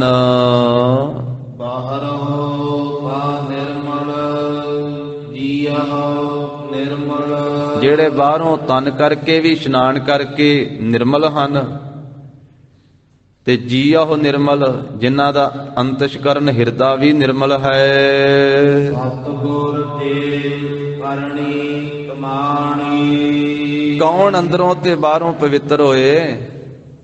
ਜਿਨ੍ਹਾਂ ਨੇ ਸਤਿਗੁਰੂ ਜੀ ਦੇ ਪਾਸੋਂ ਕਰਨੀ ਕਮਾਣੀ, ਕਰਨੀ ਪ੍ਰਾਪਤ ਕਰਕੇ ਕਮਾਣੀ ਕਮਾਈ ਹੈ, ਕਰਨੀ ਦੀ ਕਮਾਈ ਕੀਤੀ ਹੈ। ਕਰਨੀ ਉੱਚਾ ਆਚਰਨ, ਇੱਕ ਹੁੰਦੀ ਹੈ ਕਰਨੀ, ਇੱਕ ਹੁੰਦੀ ਹੈ ਕਥਨੀ। ਕਥਨੀ ਸਿਰਫ ਬੋਲਣਾ, ਕਥਨ ਕਰਨਾ, ਤੇ ਕਰਨੀ ਉਹ ਹੁੰਦੀ ਹੈ ਵੀ ਜਿਹੜਾ ਕੁਝ ਕਰਨਾ ਹੈ, ਆਪਣੇ ਜੀਵਨ ਦੇ ਵਿੱਚ ਲਾਗੂ ਕੀਤਾ ਹੈ। ਜੋ ਗੁਰੂ ਸਾਹਿਬ ਜੀ ਨੇ ਉਪਦੇਸ਼ ਦਿੱਤਾ ਹੈ, ਕਰਨ ਵਾਸਤੇ ਆਖਿਆ ਹੈ, ਉਹ ਸਤਿਗੁਰੂ ਜੀ ਦੀ ਦਿੱਤੀ ਹੋਈ ਸਿੱਖਿਆ ਕਰਨੀ ਨੂੰ ਕਮਾਣੀ ਕਮਾਉਣਾ ਕੀਤਾ ਹੈ। ਮਹਾਰਾਜ ਨੇ ਆਖਿਆ ਇਸ਼ਨਾਨ ਵੀ ਜ਼ਰੂਰੀ ਹੈ ਕਰਨਾ ਤਨ ਦਾ, ਤਨ ਨੂੰ ਸਾਫ਼ ਕਰਨਾ ਜ਼ਰੂਰੀ ਹੈ, ਪਰ ਇਸ਼ਨਾਨ ਕਰਨ ਤੋਂ ਬਾਅਦ ਨਾਮ ਜਪ, ਜਿਸ ਕਰਕੇ ਤੇਰਾ ਮਨ ਵੀ ਸਾਫ਼ ਹੋ ਜਾਵੇ, ਹਿਰਦਾ ਵੀ ਸਾਫ਼ ਹੋ ਜਾਵੇ। ਇਹ ਗਰੀਬ ਨਵਾਜ ਸਾਹਿਬ ਜੀ ਨੇ ਸਿੱਖਿਆ ਦਿੱਤੀ। ਤਾਂ ਇਸ ਕਰਨੀ ਨੂੰ ਜਿਨ੍ਹਾਂ ਨੇ ਕਮਾਉਣਾ ਕੀਤਾ ਹੈ ਤੇ ਉਹਨਾਂ ਨੂੰ ਫਿਰ ਇਹ ਦਾਤ ਪ੍ਰਾਪਤ ਹੋਈ। ਉਹ ਅੰਦਰੋਂ ਵੀ ਨਿਰਮਲ ਹੋ ਗਏ ਤੇ ਬਾਹਰੋਂ ਵੀ ਨਿਰਮਲ ਹੋ ਗਏ। ਉਹਨਾਂ ਦਾ ਅੰਦਰ ਵੀ ਪਵਿੱਤਰ ਹੋ ਗਿਆ, ਬਾਹਰ ਵੀ ਤਨ ਵੀ ਪਵਿੱਤਰ ਹੋ ਗਿਆ, ਅੱਖਾਂ ਵੀ ਪਵਿੱਤਰ ਹੋ ਗਈਆਂ, ਕੰਨ ਵੀ ਪਵਿੱਤਰ ਹੋ ਗਏ, ਰਸਨਾ ਵੀ ਪਵਿੱਤਰ ਹੋ ਗਈ। ਉਹਨਾਂ ਦਾ ਸਮੁੱਚਾ ਤਨ ਤੇ ਮਨ ਪਵਿੱਤਰ ਹੋ ਗਿਆ। ਕਿਉਂਕਿ ਇਸ਼ਨਾਨ ਤੋਂ ਬਾਅਦ ਜਦੋਂ ਇਹ ਬਾਣੀ ਨਾਲ ਜੀਵ ਜੁੜੇਗਾ, ਨਾਮ ਨਾਲ ਜੁੜੇਗਾ, ਫਿਰ ਹੀ ਇਹ ਇੰਦਰੀਏ ਪਵਿੱਤਰ ਹੋਣਗੇ, ਸਰੀਰ ਪਵਿੱਤਰ ਹੋਵੇਗਾ। ਨਾਮ ਤੋਂ ਬਿਨਾਂ ਤੇ ਤਨ ਪਵਿੱਤਰ ਰਹਿ ਹੀ ਨਹੀਂ ਸਕਦਾ। ਨਹਾਉਣ ਤੋਂ ਬਾਅਦ ਜੇ ਮਾੜਾ ਫੁਰਨਾ ਫੇਰ ਫੁਰ ਗਿਆ ਤੇ ਅੱਖਾਂ ਨੇ ਬਗਾਨਾ ਰੂਪ ਤੱਕ ਲਿਆ ਤੇ ਫੇਰ ਮੈਲੀਆਂ ਹੋ ਗਈਆਂ ਨਾ ਅੱਖਾਂ। ਇਸ਼ਨਾਨ ਕਰਨ ਤੋਂ ਬਾਅਦ ਜੇ ਭੈੜਾ ਫੁਰਨਾ ਫੁਰਿਆ ਤੇ ਕੰਨਾਂ ਨੇ ਮਾੜਾ ਸੁਣਿਆ, ਗੰਦਮੰਦ ਸੁਣਿਆ ਤੇ ਮੈਲੇ ਹੋ ਗਏ ਨਾ ਕੰਨ। ਇਸ਼ਨਾਨ ਕਰਨ ਤੋਂ ਬਾਅਦ ਸਾਡੀ ਜੀਭ ਨੇ, ਸਾਡੀ ਰਸਨਾ ਨੇ ਝੂਠ ਬੋਲਿਆ, ਕੌੜਾ ਬੋਲਿਆ, ਫਿੱਕਾ ਬੋਲਿਆ, ਅਸੱਤ ਬੋਲਿਆ ਤੇ ਫੇਰ ਇਹ ਮੈਲੀ ਹੋ ਗਈ ਨਾ ਰਸਨਾ। ਇਸ਼ਨਾਨ ਤਨ ਦੀ ਮੈਲ ਧੋਣ ਵਾਸਤੇ ਹੈ, ਪਰ ਪਵਿੱਤਰਤਾ ਤੇ ਨਾਮ ਨਹੀਂ ਕਰਨੀ ਹੈ। ਪਿੱਛੇ ਇੱਕ ਪੌੜੀ ਆਈ ਸੀ ਜਿਸ ਦੇ ਅਰਥ ਮਹਾਂਪੁਰਖਾਂ ਨੇ ਕੀਤੇ ਸਨ। 17ਵੀਂ ਪੌੜੀ ਦੇ, ਪਵਿੱਤ ਹੋਏ ਸੇ ਜਨਾ ਜਿਨੀ ਹਰਿ ਧਿਆਇਆ। ਵੀ ਪਵਿੱਤਰ ਉਹ ਜਨ ਹੋਏ ਜਿਨ੍ਹਾਂ ਨੇ ਹਰੀ ਨੂੰ ਧਿਆਇਆ। ਹਰਿ ਧਿਆਇਆ ਪਵਿੱਤ ਹੋਏ, ਗੁਰਮੁਖ ਜਿਨੀ ਧਿਆਇਆ। ਜਿਨ੍ਹਾਂ ਨੇ ਗੁਰੂ ਕੀ ਸ਼ਰਨ ਵਿੱਚ ਪੈ ਕੇ ਵਾਹਿਗੁਰੂ ਨੂੰ ਧਿਆਇਆ ਉਹ ਪਵਿੱਤਰ ਹੋ ਗਏ। ਉਹਨਾਂ ਦੀਆਂ ਅੱਖਾਂ ਪਵਿੱਤਰ ਹੋ ਗਈਆਂ, ਉਹਨਾਂ ਦੇ ਕੰਨ ਵੀ ਪਵਿੱਤਰ ਹੋ ਗਏ, ਉਹਨਾਂ ਦੀ ਰਸਨਾ ਵੀ ਪਵਿੱਤਰ ਹੋ ਗਈ, ਉਹਨਾਂ ਦੇ ਪੈਰ ਵੀ ਪਵਿੱਤਰ ਹੋ ਗਏ, ਉਹਨਾਂ ਦੇ ਹੱਥ ਵੀ ਪਵਿੱਤਰ ਹੋ ਗਏ। ਕਿਉਂਕਿ ਅੱਖਾਂ ਨੂੰ ਉਪਦੇਸ਼ ਉਸ ਵੇਲੇ ਮਿਲਿਆ ਜਦੋਂ ਹਰੀ ਨੂੰ ਧਿਆਇਆ, ਤੇ ਫਿਰ ਉਪਦੇਸ਼ ਇਹ ਮਿਲਿਆ। ਇਸੇ ਬਾਣੀ ਚੋਂ ਹੀ ਅੱਗੇ ਜਾ ਕੇ ਉਪਦੇਸ਼ ਮਿਲਦਾ ਹੈ। ਇਹ ਨੇਤਰਹੁ ਮੇਰਿਓ ਹਰ ਤੁਮ ਮਹਿ ਜੋਤ ਧਰੀ, ਹਰ ਬਿਨ ਅਵਰ ਨਾ ਦੇਖਹੁ ਕੋਈ, ਹਰ ਬਿਨ ਅਵਰ ਨਾ ਦੇਖਹੁ ਕੋਈ। ਨਦਰੀ ਹਰ ਨਿਹਾਲਿਆ, ਇਹੋ ਵਿਸ ਸੰਸਾਰ ਤੁਮ ਦੇਖਦੇ ਹੋ, ਹਰ ਕਾ ਰੂਪ ਹੈ। ਹਰ ਰੂਪ ਨਦਰੀ ਆਇਆ। ਇਹ ਨੇਤਰਾਂ ਨੂੰ ਉਪਦੇਸ਼ ਮਿਲਿਆ ਵੀ ਹਰੀ ਨੂੰ ਵੇਖੋ, ਪ੍ਰਭੂ ਜੋਤ ਨੂੰ ਤੱਕੋ। ਸਭ ਮਹਿ ਜੋਤ ਜੋਤ ਹੈ ਸੋਏ, ਤਿਸ ਕੈ ਚਾਨਣ ਸਭ ਮਹਿ ਚਾਨਣ ਹੋਏ। ਕਿਉਂਕਿ ਅੱਖਾਂ ਤੇ ਉਹੀ ਹੈ, ਜਦੋਂ ਹਰੀ ਨੂੰ ਧਿਆਉਂਦਾ ਹੈ ਨਾ ਜੀਵ, ਫਿਰ ਅੱਖਾਂ ਦੀ ਵੇਖਣ ਦੀ ਤਸਵੀਰ ਹੀ ਬਦਲ ਜਾਂਦੀ ਹੈ। ਅੱਖਾਂ ਉਹੀ ਹੁੰਦੀਆਂ ਵਾ, ਤਸਵੀਰ ਹੀ ਇੱਕ ਵੱਖਰੀ ਹੁੰਦੀ ਹੈ। ਅੱਖਾਂ ਤੇ ਉਹੀ ਆ, ਉਹਨਾਂ ਨਾਲ ਹੀ ਆਪਣੀ ਸਕੀ ਭੈਣ ਨੂੰ ਵੇਖਦਾ ਹੈ, ਉਹਨਾਂ ਅੱਖਾਂ ਨਾਲ ਹੀ ਆਪਣੀ ਮਾਤਾ ਨੂੰ ਵੇਖਦਾ ਜਿਸ ਮਾਤਾ ਤੋਂ ਜਨਮ ਲਿਆ, ਉਹਨਾਂ ਅੱਖਾਂ ਦੇ ਨਾਲ ਹੀ ਪਤਨੀ ਨੂੰ ਵੇਖਦਾ ਹੈ, ਉਹਨਾਂ ਅੱਖਾਂ ਦੇ ਨਾਲ ਹੀ ਆਪਣੇ ਧੀਆਂ ਪੁੱਤਰਾਂ ਨੂੰ ਵੇਖਦਾ ਹੈ। ਪਰ ਵੇਖਣ ਦੀ ਤਸਵੀਰ ਹੀ ਬਦਲਦੀ ਹੈ ਨਾ, ਅੱਖਾਂ ਤਾਂ ਨਹੀਂ ਬਦਲਦੀਆਂ, ਭਾਵਨਾ ਹੀ ਬਦਲਦੀ ਹੈ ਨਾ ਇੱਕ। ਇਸ ਕਰਕੇ ਜਦੋਂ ਵਾਹਿਗੁਰੂ ਨੂੰ ਧਿਆਇਆ ਤੇ ਅੱਖਾਂ ਦੇ ਵੇਖਣ ਦਾ ਨਜ਼ਰੀਆ ਹੀ ਬਦਲ ਗਿਆ। ਤਾਂ ਮਹਾਰਾਜ ਸਾਹਿਬ ਜੀ, ਇਹ ਜਿਹੜੀ ਦ੍ਰਿਸ਼ਟੀ ਭਗਤ ਕਬੀਰ ਸਾਹਿਬ ਜੀ ਨੂੰ ਮਿਲੀ, ਭਗਤਾਂ ਨੂੰ ਮਿਲੀ, ਤਾਂ ਭਗਤ ਕਬੀਰ ਸਾਹਿਬ ਜੀ ਨੇ ਸਾਰੇ ਸੰਸਾਰ ਵਿੱਚੋਂ ਹੀ ਵਾਹਿਗੁਰੂ ਨੂੰ ਵੇਖ ਲਿਆ। ਫਿਰ ਉਹਨਾਂ ਨੇ ਆਪਣੇ ਮੁਖ ਤੋਂ ਉਚਾਰਿਆ, ਅਵਲ ਅੱਲ੍ਹ ਨੂਰ ਉਪਾਇਆ, ਕੁਦਰਤ ਕੇ ਸਭ ਬੰਦੇ, ਏਕ ਨੂਰ ਤੇ ਸਭ ਜਗ ਉਪਜਿਆ, कौन भले को मंदे, लोगा भरम न भूलह भाई। खालिक खलक खलक मह खालिक, पूर रहियो सब ठाई रहाओ। माटी एक अनेक भांत कर, साजी साजन हारै।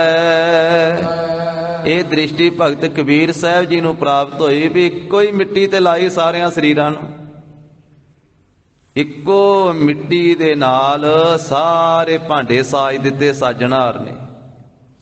ਪੰਜਾਂ ਤੱਤਾਂ ਦੀ ਮਿੱਟੀ ਨਾਲ ਸਾਰੇ ਹੀ ਜੀਵ ਪੈਦਾ ਕੀਤੇ ਉਹਨੇ। ਮਾਟੀ ਏਕ ਅਨੇਕ ਭਾਂਤ ਕਰ, ਸਾਜੀ ਸਾਜਣ ਹਾਰੈ।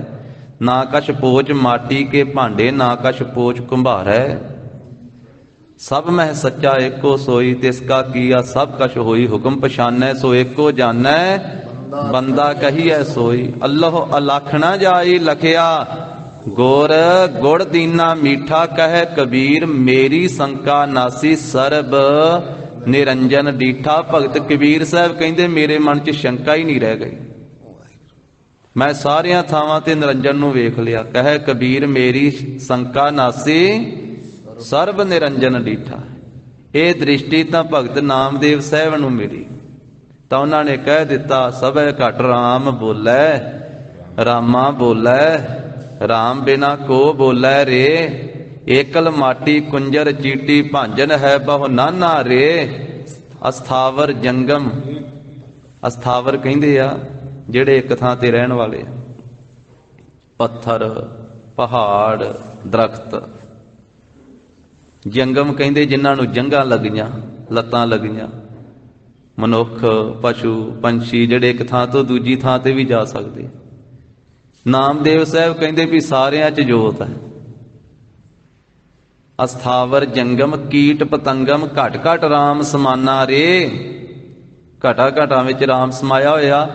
ਪਰ ਇਹ ਜਦੋਂ ਵਾਹਿਗੁਰੂ ਨੂੰ ਧਿਆਇਆ ਉਸ ਵੇਲੇ ਦ੍ਰਿਸ਼ਟੀ ਮਿਲੀ। ਪਵਿੱਤ ਹੋਏ ਸੇ ਜਨਾ ਜਿਨੀ ਹਰ ਧਿਆਇਆ। ਫਿਰ ਕੰਨਾਂ ਨੂੰ ਵੀ ਇਹ ਸਿੱਖਿਆ ਮਿਲ ਗਈ ਵੀ ਇਹ ਸ਼ਰਵਣ ਹੋ ਮੇਰੇ ਹੋ, ਸਾਚੈ ਸੁਣਨਾ ਨੋ ਪਠਾਏ।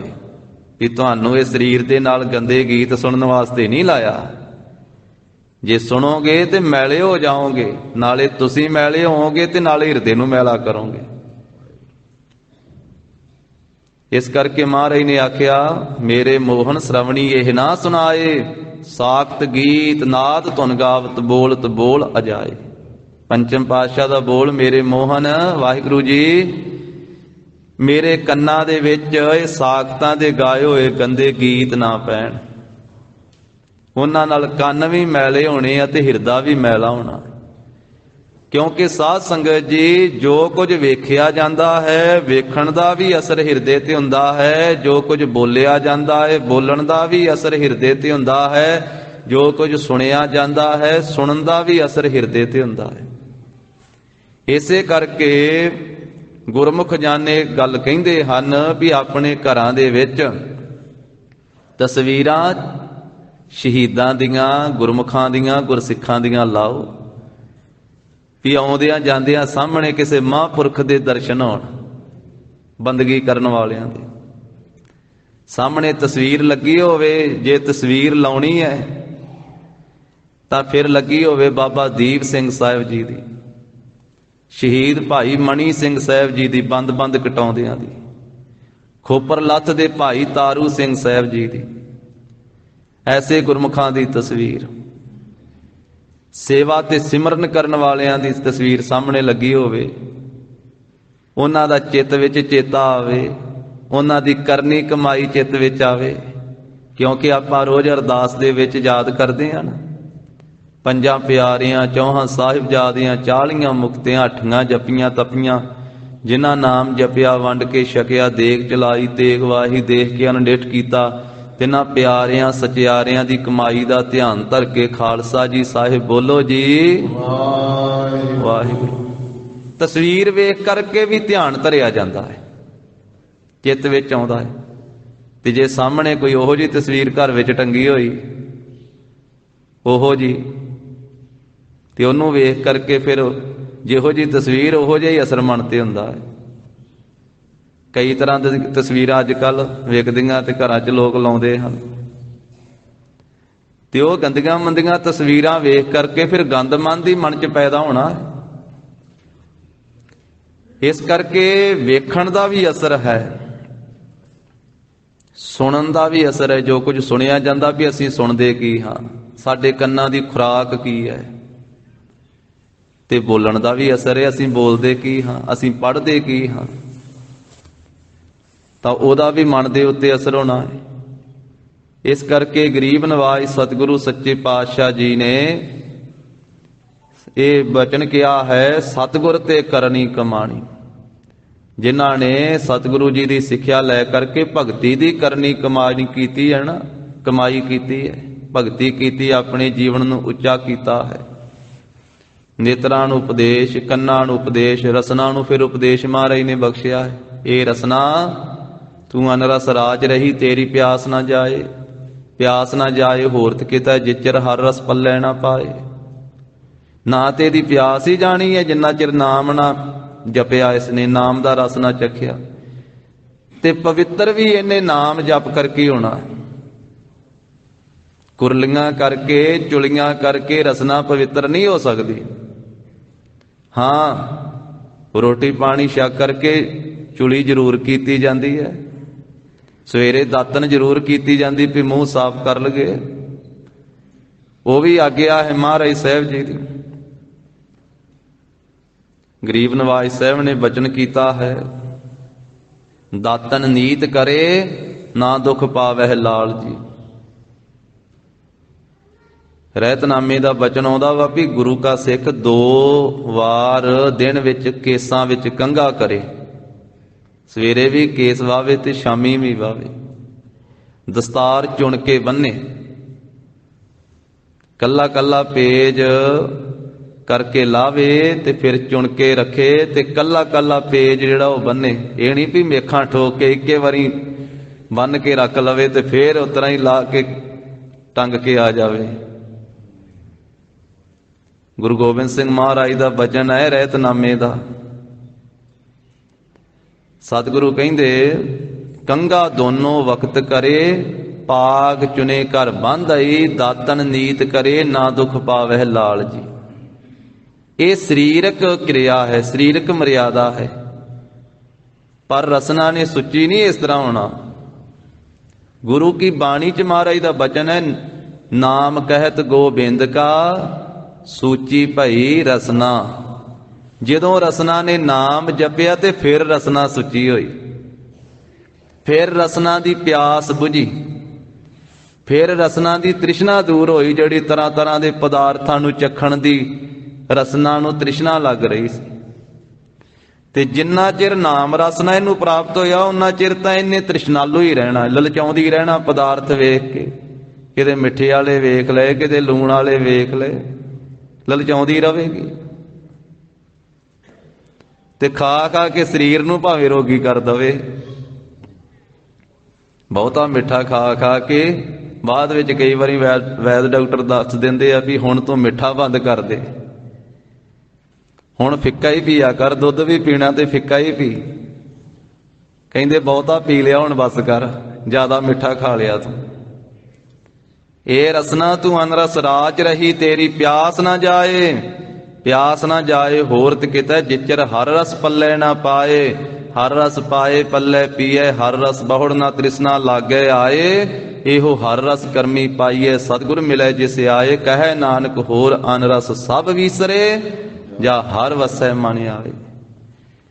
ਜਿਨ੍ਹਾਂ ਦੇ ਪੱਲੇ ਨਾਮ ਰਸ ਆ ਗਿਆ ਨਾ, ਉਹਨਾਂ ਦੀ ਨਾ ਤੇ ਰਸਨਾ ਲਲਚਾਉਂਦੀ ਹੈ, ਨਾ ਕੰਨ, ਨਾ ਨੇਤਰ। ਆਮ ਸੰਸਾਰੀ ਜੀਵਾਂ ਦੇ ਸਾਰੇ ਹੀ ਇਹ ਇੰਦਰੀਏ ਲਲਚਾਉਂਦੇ ਰਹਿੰਦੇ ਆ। ਭਾਈ ਗੁਰਦਾਸ ਸਾਹਿਬ ਨੇ ਆਖਿਆ ਨਾ, ਅੱਖੀਂ ਵੇਖਣਾ ਰੱਜੀਆਂ ਬਹੁ ਰੰਗ ਤਮਾਸ਼ੇ, ਉਸਤਤ ਨਿੰਦਾ ਕੰਨ ਸੁਣ ਰੋਵਣ ਤੇ ਹਾਸੇ। ਸਾਦੀ ਜੀਭ ਨਾ ਰੱਜੀਆ ਕਰ ਭੋਗ ਵਿਲਾਸੇ, ਨੱਕ ਨਾ ਰੱਜਾ ਵਾਸ ਲੈ ਦੁਰਗੰਧ ਸਵਾਸੇ। ਰੱਜ ਨਾ ਕੋਈ ਜੀਵਿਆ ਕੂੜੇ ਪ੍ਰਵਾਸੇ, ਪੀਰ ਮੁਰੀਦਾਂ ਪਿਰਹੜੀ ਸੱਚੀ ਰਹਿ ਰਾਸੇ। ਪਰ ਮੁਰੀਦਾਂ ਦੀ ਜੋ ਪੀਰ ਦੇ ਨਾਲ ਪਿਰਹੜੀ ਪ੍ਰੀਤੀ ਹੈ ਨਾ, ਉਹਨਾਂ ਨੂੰ ਫਿਰ ਸੱਚੀ ਮਰਿਆਦਾ ਪ੍ਰਾਪਤ ਹੋ ਗਈ। ਉਹ ਰੁੱਖੀ ਸੁੱਖੀ ਖਾ ਕੇ ਠੰਡਾ ਪਾਣੀ ਪੀ ਕੇ ਫਿਰ ਵੀ ਵਾਹਿਗੁਰੂ ਦਾ ਸ਼ੁਕਰਾਨਾ ਕਰਕੇ ਉਹਦੀ ਬੰਦਗੀ ਕਰਦੇ ਰਹਿੰਦੇ ਆ। ਫਰੀਦਾ ਰੁੱਖੀ ਸੁੱਖੀ ਖਾਏ ਕੈ ਠੰਡਾ ਪਾਣੀ ਪੀਓ, ਵੇਖ ਪਰਾਈ ਚੋਪੜੀ ਨਾ ਤਰਸਾਏ ਜੀਓ। ਉਹਨਾਂ ਦਾ ਜੀਓ ਨਹੀਂ ਤਰਸਾਉਂਦਾ, ਉਹ ਤ੍ਰਿਪਤ ਹੋ ਗਏ। ਤੇ ਤ੍ਰਿਪਤ ਉਹੀ ਹੋਏ, ਉਹਨਾਂ ਦਾ ਤਨ ਤ੍ਰਿਪਤ ਹੋਇਆ, ਉਹਨਾਂ ਦੇ ਇੰਦਰੀਏ ਤ੍ਰਿਪਤ ਹੋਏ, ਉਹਨਾਂ ਦਾ ਮਨ ਤ੍ਰਿਪਤ ਹੋਇਆ, ਜਿਨ੍ਹਾਂ ਨੂੰ ਨਾਮ ਪ੍ਰਾਪਤ ਹੋਇਆ, ਸੱਚਾ ਭੋਜਨ ਜਿਨ੍ਹਾਂ ਨੂੰ ਮਿਲਿਆ। ਤ੍ਰਿਪਤ ਭਈ ਸੱਚ ਭੋਜਨ ਖਾਇਆ, ਮਨ ਤਨ ਰਸਨਾ ਨਾਮ ਧਿਆਇਆ। ਤਾਂ ਸਤਿਗੁਰੂ ਜੀ ਕਹਿੰਦੇ ਜਿਨ੍ਹਾਂ ਨੇ ਸਤਿਗੁਰੂ ਜੀ ਦੀ ਸ਼ਰਨ ਵਿੱਚ ਪੈ ਕੇ ਭਗਤੀ ਦੀ ਕਮਾਈ ਕੀਤੀ ਹੈ, ਉੱਚਾ ਆਚਰਣ ਬਣਾਇਆ, ਉੱਚਾ ਜੀਵਨ ਬਣਾਇਆ, ਉਹਨਾਂ ਦਾ ਤਨ ਵੀ ਨਿਰਮਲ ਹੋ ਗਿਆ, ਉਹਨਾਂ ਦਾ ਹਿਰਦਾ ਵੀ ਨਿਰਮਲ ਹੋ ਗਿਆ। ਕੂੜ ਕੀ ਸੋਏ ਪਹੁੰਚੈ ਨਾਹੀ। ਕੂੜ ਜੋ ਝੂਠ ਹੈ, ਝੂਠੇ ਪਦਾਰਥ, ਝੂਠੀ ਮਾਇਆ, ਮਾਇਆ ਰਚਿਤ ਜੋ ਪਦਾਰਥ ਹਨ, ਉਹ ਕੂੜ ਦੀ ਸੋਏ ਨਾਮ ਹੈ, ਕਣਸੋ ਵੀ ਉਹਨਾਂ ਤੀਕ ਨਹੀਂ ਪਹੁੰਚਦੀ ਹੈ। ਭਾਵ ਝੂਠ ਦੇ ਵਿੱਚ ਉਹ ਖਚਿਤ ਨਹੀਂ ਹੁੰਦੇ ਹਨ। ਜਿਵੇਂ ਬਾਕੀ ਦਾ ਸੰਸਾਰ ਪਲਚ ਪਲਚ ਸਗਲੀ ਮੂਈ, ਝੂਠਾ ਧੰਦਾ ਮੋਹ, ਪਰ ਉਹਨਾਂ ਨੂੰ ਸਮਝ ਪੈ ਗਈ ਇਹ ਜਿੰਨੇ ਵੀ ਪਦਾਰਥ ਹੈ ਇਹ ਝੂਠੇ ਆ। ਮਿਥਿਆ ਤਨ ਧਨ ਕੁਟੰਬ ਸਬਾਇਆ, ਮਿਥਿਆ ਹਉਮੈ ਮਮਤਾ ਮਾਇਆ, ਰਹਿੰਦੇ ਉਹ ਵੀ ਪਰਿਵਾਰ ਵਿੱਚ ਹੀ ਆ, ਰਹਿੰਦੇ ਸੰਸਾਰ ਵਿੱਚ ਹੀ ਆ, ਪਰ ਉਹਨਾਂ ਨੂੰ ਇਹ ਜੁਗਤ ਦੇ ਦਿੱਤੀ ਸਤਿਗੁਰਾਂ ਨੇ। ਨਾਨਕ ਸਤਿਗੁਰ ਭੇਟਿਆ ਪੂਰੀ ਹੋਵੇ ਜੁਗਤ, ਹਸੰਦਿਆਂ ਖੇਲੰਦਿਆਂ ਬਹਿਨੰਦਿਆਂ ਖਾਵੰਦਿਆਂ, ਵਿੱਚੇ ਹੋਵੇ ਮੁਕਤ। ਉਹ ਰਹਿੰਦੇ ਵਿੱਚ ਹੀ ਆ, ਪਰ ਉਹਨਾਂ ਦੇ ਹਿਰਦੇ ਤੇ ਇੱਕ ਕੂੜ ਕੀ ਸੋਏ ਪਹੁੰਚੈ ਨਾਹੀ। ਝੂਠੇ ਪਦਾਰਥਾਂ ਦੀ ਖਬਰ ਹੀ ਨਹੀਂ ਪਹੁੰਚਦੀ ਹੈ। ਵਿੱਚ ਰਹਿ ਕਰਕੇ ਉਹ ਸਭ ਨੂੰ ਨਾਸਵਾਨ ਹੀ ਸਮਝਦੇ ਆ। ਜਿਵੇਂ ਭਾਈ ਭਿਖਾਰੀ ਸਾਹਿਬ ਜੀ ਪੁੱਤਰ ਦਾ ਵਿਆਹ ਵੀ ਕਰਦੇ ਆ, ਵਿਆਹ ਦੇ ਇੱਕ ਪਾਸੇ ਹਲਵਾਈ ਲੱਗੇ ਹੋਏ ਆ, ਤਰ੍ਹਾਂ ਤਰ੍ਹਾਂ ਦੀਆਂ ਮਠਿਆਈਆਂ ਬਣ ਰਹੀਆਂ ਵਾ, ਤੇ ਇੱਕ ਪਾਸੇ ਉਹਨਾਂ ਨੇ ਉਹ ਫੱਟਾ ਵੀ ਲਿਆ ਕੇ ਰੱਖਿਆ ਹੋਇਆ ਜਿਹਦੇ ਤੇ ਮ੍ਰਿਤਕ ਸਰੀਰ ਪਾ ਕੇ ਲਿਜਾਈਦਾ। ਤੱਪੜ ਵੀ ਸੀ ਰਹੇ ਸੀ। ਉਹ ਗੁਰਮੁਖ ਸਿੱਖ ਆਇਆ ਸੀ ਇੱਕ ਪੰਚਮ ਪਾਤਸ਼ਾਹ ਜੀ ਦੀ ਸ਼ਰਨ ਵਿੱਚ। ਉਹਨੇ ਆਖਿਆ ਮਹਾਰਾਜ ਕਿਸੇ ਭਾਣਾ ਮੰਨਣ ਵਾਲੇ ਆਪਣੇ ਗੁਰਸਿੱਖ ਗੁਰਮੁਖ ਦੇ ਦਰਸ਼ਨ ਕਰਵਾਓ। ਮਹਾਰਾਜ ਕਹਿੰਦੇ ਗੁਜਰਾਤ ਵਿੱਚ ਜਾ, ਜੋ ਪਾਕਿਸਤਾਨ ਦੇ ਇਲਾਕੇ ਵਿੱਚ ਗੁਜਰਾਤ, ਇੱਕ ਗੁਜਰਾਤ ਇਧਰ ਸਟੇਟ ਪੈ ਜਾਂਦੀ ਹੈ ਨਾ ਮਹਾਰਾਸ਼ਟਰ ਵੱਲੇ, ਉਹ ਨਹੀਂ, ਇਹ ਪਾਕਿਸਤਾਨ ਦੇ ਵਿੱਚ ਅੱਜ ਕੱਲ। ਤਾਂ ਮਹਾਰਾਜ ਸਾਹਿਬ ਨੇ ਉੱਥੇ ਭੇਜਿਆ, ਆਖਿਆ ਉੱਥੇ ਭਾਈ ਭਿਖਾਰੀ ਹੈ ਸਾਡਾ ਸਿੱਖ, ਉਸ ਦੇ ਦਰਸ਼ਨ ਕਰਕੇ ਆ, ਉਹ ਗੁਰਮੁਖ ਭਾਣਾ ਮੰਨਣ ਵਾਲਾ ਹੈ। ਜਦੋਂ ਪਹੁੰਚਿਆ ਸੀ, ਇੱਕ ਪਾਸੇ ਹਲਵਾਈ ਲੱਗੇ ਹੋਏ ਆ, ਤਰ੍ਹਾਂ ਤਰ੍ਹਾਂ ਦੇ ਘਰ ਦੇ ਵਿੱਚ ਪਕਵਾਨ ਤਿਆਰ ਹੋ ਰਹੇ ਆ। ਭਾਈ ਸਾਹਿਬ ਉਸ ਵੇਲੇ ਸੁਖਮਨੀ ਸਾਹਿਬ ਦਾ ਪਾਠ ਕਰ ਰਹੇ ਸਨ, ਜਿਸ ਵੇਲੇ ਉਹ ਸਿੱਖ ਆਇਆ ਸੀ ਪੰਜਵੇਂ ਪਾਤਸ਼ਾਹ ਦਾ ਭੇਜਿਆ ਹੋਇਆ। ਸੁਖਮਨੀ ਸਾਹਿਬ ਦੀ ਬਾਣੀ ਪੜ੍ਹ ਰਹੇ ਸੀ। ਉਸ ਤੋਂ ਬਾਅਦ ਤੱਪੜ ਸੀਤਾ ਉਹਨਾਂ ਨੇ। ਸਿੱਖ ਨੇ ਪੁੱਛਿਆ ਜੀ ਇਹ ਤੱਪੜ ਕਾਹਦੇ ਵਾਸਤੇ? ਕਹਿੰਦੇ ਜਿਸ ਵੇਲੇ ਵਰਤਿਆ ਜਾਵੇਗਾ ਤੈਨੂੰ ਪਤਾ ਲੱਗ ਜਾਵੇ। ਫੱਟਾ ਲਿਆ ਕੇ ਰੱਖਿਆ ਸ਼ਮਸ਼ਾਨ ਘਾਟ ਦੇ ਵਿੱਚੋਂ, ਜਿਹਦੇ ਤੇ ਮੁਰਦਾ ਪਾ ਕੇ ਲਿਜਾਈਦਾ। ਉਹ ਵੀ ਵੇਖ ਕੇ ਹੈਰਾਨ, ਪਰ ਇੱਕ ਰਸ ਬਿਰਤੀ, ਪਰ ਐਸੇ ਬਹੁਤੇ ਨਹੀਂ ਜਗ ਮਹਿ ਉਤਮ ਕਾਢੀਆ ਹੈ ਵਿਰਲੇ ਕੇਈ ਕੇ, ਜਿਨ੍ਹਾਂ ਉੱਤੇ ਗੁਰੂ ਕੀ ਕਿਰਪਾ ਹੁੰਦੀ। ਵਿਆਹ ਦਾ ਸਾਰਾ ਕਾਰਜ ਭੁਗਤਾਇਆ। ਵਿਆਹ ਕਰਕੇ ਜਦੋਂ ਨਹੁੰ ਘਰੇ ਲੈ ਕੇ ਆ ਗਏ ਤੇ ਇੱਕੋ ਰਾਤ ਲੰਘੀ। ਅਗਲੇ ਦਿਨ ਭਾਈ ਭਿਖਾਰੀ ਦੇ ਪੁੱਤਰ ਦੀ ਮੌਤ ਹੋ ਗਈ। ਪੇਟ ਦੇ ਵਿੱਚ ਪੀੜ ਹੋਈ, ਸੂਲ ਹੋਇਆ ਤੇ ਚੜ੍ਹਾਈ ਕਰ ਗਿਆ। ਮੇਲ ਘਰ ਵਿੱਚ ਹੀ ਸੀ। ਹਾਲੇ ਪਿਛਲੇ ਸਮੇਂ 'ਚ ਕਈ ਦਿਨ 5-5 7-7 ਦਿਨ ਰਹਿੰਦੇ ਹੁੰਦੇ ਸੀ ਰਿਸ਼ਤੇਦਾਰ ਆ ਕੇ। ਘਰ ਵਿੱਚ ਹੀ ਮੇਲ ਸੀ। ਜਿਨ੍ਹਾਂ ਵਿਆਹ ਵੇਖਿਆ ਉਸੇ ਫੱਟੇ ਦੇ ਉੱਤੇ ਪਾ ਕੇ ਸਰੀਰ ਲੈ ਕੇ ਗਏ। ਸੰਸਕਾਰ ਕਰਕੇ ਆਪ ਅਲਾਣੀਆਂ ਦਾ ਪਾਠ ਕੀਤਾ, ਆਪ ਕੀਰਤਨ ਸੋਹਿਲੇ ਦਾ ਪਾਠ ਕੀਤਾ ਸੀ। ਭਾਈ ਭਿਖਾਰੀ ਨੇ ਆਪਣੇ ਪੁੱਤਰ ਦਾ ਅੰਤਮ ਸੰਸਕਾਰ ਆਪ ਆਪਣੇ ਹੱਥੀਂ ਕੀਤਾ। ਉਹੀ ਤੱਪੜ ਜਿਹੜਾ ਸੀਤਾ ਸੀ ਵਿਛਾ ਦਿੱਤਾ। ਸਾਰਾ ਮੇਲ ਤੇ ਹੋਰ ਨਗਰ ਵਾਲੇ ਆ ਕੇ ਬੈਠੇ ਪਰਚਾਉਣੀ ਕਰਨ ਵਾਸਤੇ। ਸਮੇਂ ਨਾਲ ਸਾਰੇ ਜਦੋਂ ਚਲੇ ਗਏ ਤੇ ਰਾਤ ਨੂੰ ਬੈਠੇ ਆ।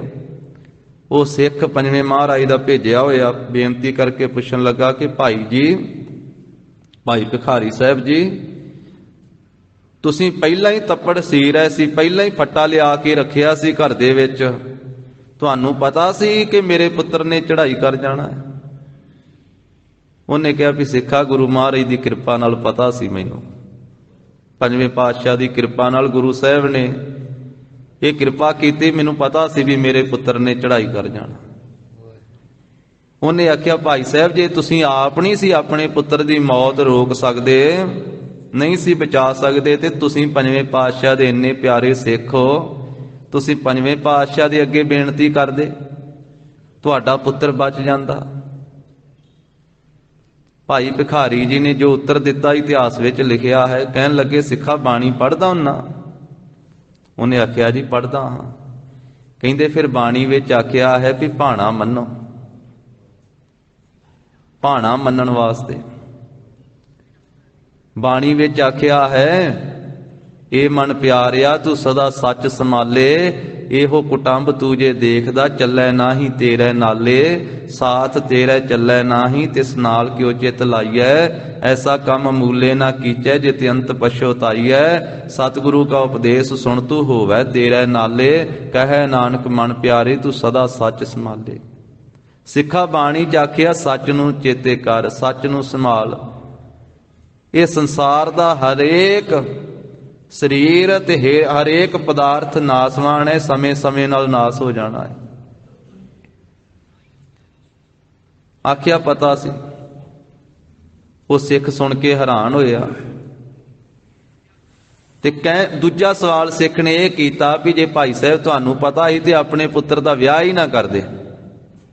ਵੇਖੋ, ਤੁਸੀਂ ਬਗਾਨੀ ਧੀ ਲਿਆ ਕੇ ਆਪਣੀ ਨਹੁੰ ਬਣਾਈ ਤੇ ਇੱਕੋ ਰਾਤ ਤੋਂ ਬਾਅਦ ਤੁਹਾਡਾ ਪੁੱਤਰ ਚੜ੍ਹਾਈ ਕਰ ਗਿਆ ਤੇ ਤੁਹਾਡੀ ਨਹੁੰ ਵਿਧਵਾ ਹੋ ਗਈ। ਜੇ ਤੁਹਾਨੂੰ ਪਤਾ ਸੀ ਤੇ ਵਿਆਹ ਹੀ ਨਾ ਕਰਦੇ। ਉਹਨੇ ਆਖਿਆ, ਮੈਂ ਕਿਵੇਂ ਨਾ ਕਰਦਾ, ਕਰਤਾਰ ਦੇ ਹੁਕਮ ਦੇ ਵਿੱਚ ਹੋਣਾ ਹੀ ਇਸ ਤਰ੍ਹਾਂ ਸੀ, ਮੈਂ ਵਿੱਚ ਕਿਉਂ ਰੋਕ ਪਾਉਂਦਾ। ਕਹਿੰਦੇ, ਇਸ ਤਰ੍ਹਾਂ ਕਿਉਂ ਹੋਣਾ ਸੀ। ਫਿਰ ਭਾਈ ਭਿਖਾਰੀ ਨੇ ਪਿਛਲੇ ਜਨਮ ਦੀ ਗਾਥਾ ਦੱਸੀ ਆਪਣੇ ਨਹੁੰ ਤੇ ਪੁੱਤ ਦੀ। ਸ੍ਰੀ ਗੁਰਪ੍ਰਤਾਪ ਸੂਰਜ ਗ੍ਰੰਥ ਵਿੱਚ ਲਿਖਿਆ ਹੋਇਆ। ਆਖਿਆ, ਇਹ ਮੇਰਾ ਜਿਹੜਾ ਪੁੱਤਰ ਹੈ ਨਾ, ਇਹ ਪਿਛਲੇ ਜਨਮ ਦਾ ਤਪਸਵੀ ਸੀ। ਮੇਰੇ ਘਰ ਵਿੱਚ ਜਿਹੜੀ ਨਹੁੰ ਬਣ ਕੇ ਆਈ ਹੈ, ਇਹਦੇ ਘਰ ਦੇ ਵਿੱਚ ਇੱਕ ਵਾਰੀ ਇਹ ਜੰਗਲ ਦੇ ਵਿੱਚੋਂ ਤਪੱਸਿਆ ਕਰਦੇ ਹੋਇਆ ਮੰਗਣ ਵਾਸਤੇ ਗਿਆ ਸੀ ਪ੍ਰਸ਼ਾਦਾ ਪਾਣੀ। ਤਾਂ ਇਹਦੀ ਦ੍ਰਿਸ਼ਟੀ ਇਸ ਲੜਕੀ ਦੇ ਉੱਤੇ ਗਈ, ਇਸ ਲੜਕੀ ਦੀ ਦ੍ਰਿਸ਼ਟੀ ਇਸ ਤਪਸਵੀ ਤੇ ਗਈ। ਇਹਨਾਂ ਦੋਵਾਂ ਦੇ ਮਨ ਦੇ ਵਿੱਚ ਐਸੀ ਭਾਵਨਾ ਹੋਈ ਵੀ ਸਾਡਾ ਸੰਬੰਧ ਬਣੇ। ਇਸ ਤਪਸਵੀ ਦਾ ਵੀ ਐਸੀ ਭਾਵਨਾ ਸੀ ਵੀ ਇੱਕ ਵਾਰੀ ਮੇਰਾ ਸੰਬੰਧ ਬਣਨਾ ਚਾਹੀਦਾ। ਕਹਿੰਦੇ, ਉਹ ਜਿਹੜੀ ਇੱਛਾ ਸੀ ਉਸ ਜਨਮ ਵਿੱਚ ਇਹਦੀ ਪੂਰੀ ਨਹੀਂ ਹੋਈ ਤੇ ਮਰਨ ਤੋਂ ਬਾਅਦ ਇਹ ਮੇਰੇ ਘਰ ਦੇ ਵਿੱਚ ਪੈਦਾ ਹੋਇਆ ਤੇ ਇਹਦਾ ਇਹਦੇ ਨਾਲ ਵਿਆਹ ਹੋਣਾ ਸੀ। ਉਸ ਤੋਂ ਬਾਅਦ ਹੀ ਇਹਦੇ ਸਵਾਸ ਪੂਰੇ ਹੋਣੇ ਸੀ। ਇਹ ਕਾਰਨ ਸੀ, ਤਾਂ ਕਰਕੇ ਇਹਦੇ ਨਾਲ ਵਿਆਹ ਹੋਇਆ। ਵਿਆਹ ਤੋਂ ਬਾਅਦ ਇੱਕ ਰਾਤ ਤੋਂ ਬਾਅਦ ਹੀ ਇਹਦੇ ਸਵਾਸ ਪੂਰੇ ਹੋ ਗਏ। ਇਹ ਪਿਛਲਾ ਹੀ ਸੰਜੋਗ ਸੀ। ਸੰਜੋਗ ਸੀ ਤੇ ਸੰਜੋਗ ਵੀ ਹੋਣਾ ਸੀ, ਫਿਰ ਵਿਜੋਗ ਵੀ ਇਸ ਤਰ੍ਹਾਂ ਹੀ ਹੋਣਾ ਸੀ। ਸੰਜੋਗ ਵਿਜੋਗ ਤੁਰਹੁ ਹੀ ਹੁਆ, ਸੰਜੋਗ ਵਿਜੋਗ ਦੋਇ ਕਾਰ ਚਲਾਵਹਿ, ਲੇਖੇ ਆਵਹਿ ਭਾਗ। ਤਾਂ ਐਸੇ ਜਿਹੜੇ ਗੁਰਮੁਖ ਹਨ ਜਿਨ੍ਹਾਂ ਦੇ ਹਿਰਦੇ ਦੇ ਵਿੱਚ ਨਾਮ ਵਸਦਾ ਹੈ, ਫਿਰ ਝੂਠੇ ਸਰੀਰ ਝੂਠੇ ਪਦਾਰਥਾਂ ਦੀ ਸੋਭ ਨਹੀਂ ਉਹਨਾਂ ਤੀਕ ਪਹੁੰਚਦੀ। ਤੇ ਸੋਏ ਨਾਮ ਸੋਭਾ ਦਾ ਵੀ ਹੁੰਦਾ ਹੈ। ਪਦਾਰਥ ਦੀ ਵੀ ਸੰਸਾਰ ਵਿੱਚ ਸੋਭਾ ਹੈ, ਬੜੀ ਸੋਭਾ ਹੈ ਪਦਾਰਥ ਦੀ ਸੰਸਾਰ ਵਿੱਚ, ਪਰ ਇਸ ਕੂੜ ਦੀ ਮਾਇਆ ਦੀ ਝੂਠੀ ਸੋਭਾ ਦੀ ਜਿਹੜੀ ਹੈ ਨਾ, ਉਹਨਾਂ ਦੇ ਮਨ ਤੀਕ ਪਹੁੰਚ ਨਹੀਂ ਹੁੰਦੀ ਹੈ। ਉਹ ਇਸ ਸੋਭਾ ਤੋਂ ਪਰੇ ਹੀ ਰਹਿੰਦੇ ਹਨ। ਆਪਣੇ ਮਨ ਤੀਕ ਇਹ ਪਦਾਰਥਾਂ ਦੀ ਸੋਭਾ, ਮਾਇਆ ਦੀ ਸੋਭਾ ਨਹੀਂ ਪਹੁੰਚਣ ਦਿੰਦੇ। ਜਿਵੇਂ ਦੂਜੇ ਪਾਤਸ਼ਾਹ ਦਾ ਬਚਨ ਹੈ, ਨਾਨਕ ਦੁਨੀਆ ਕੀਆਂ ਵਡਿਆਈਆਂ, ਅੱਗੀ ਸੇਤੀ ਜਾਲ, ਇੰਨੀ ਜਲੀ ਨਾਮ ਵਿਸਾਰਿਆ, ਇੱਕ ਨਾ ਚਲਿਆ ਨਾਲ। ਸਤਿਗੁਰੂ ਕਹਿੰਦੇ, ਕੂੜ ਕੀ ਸੋਏ ਪਹੁੰਚੈ ਨਾਹੀ।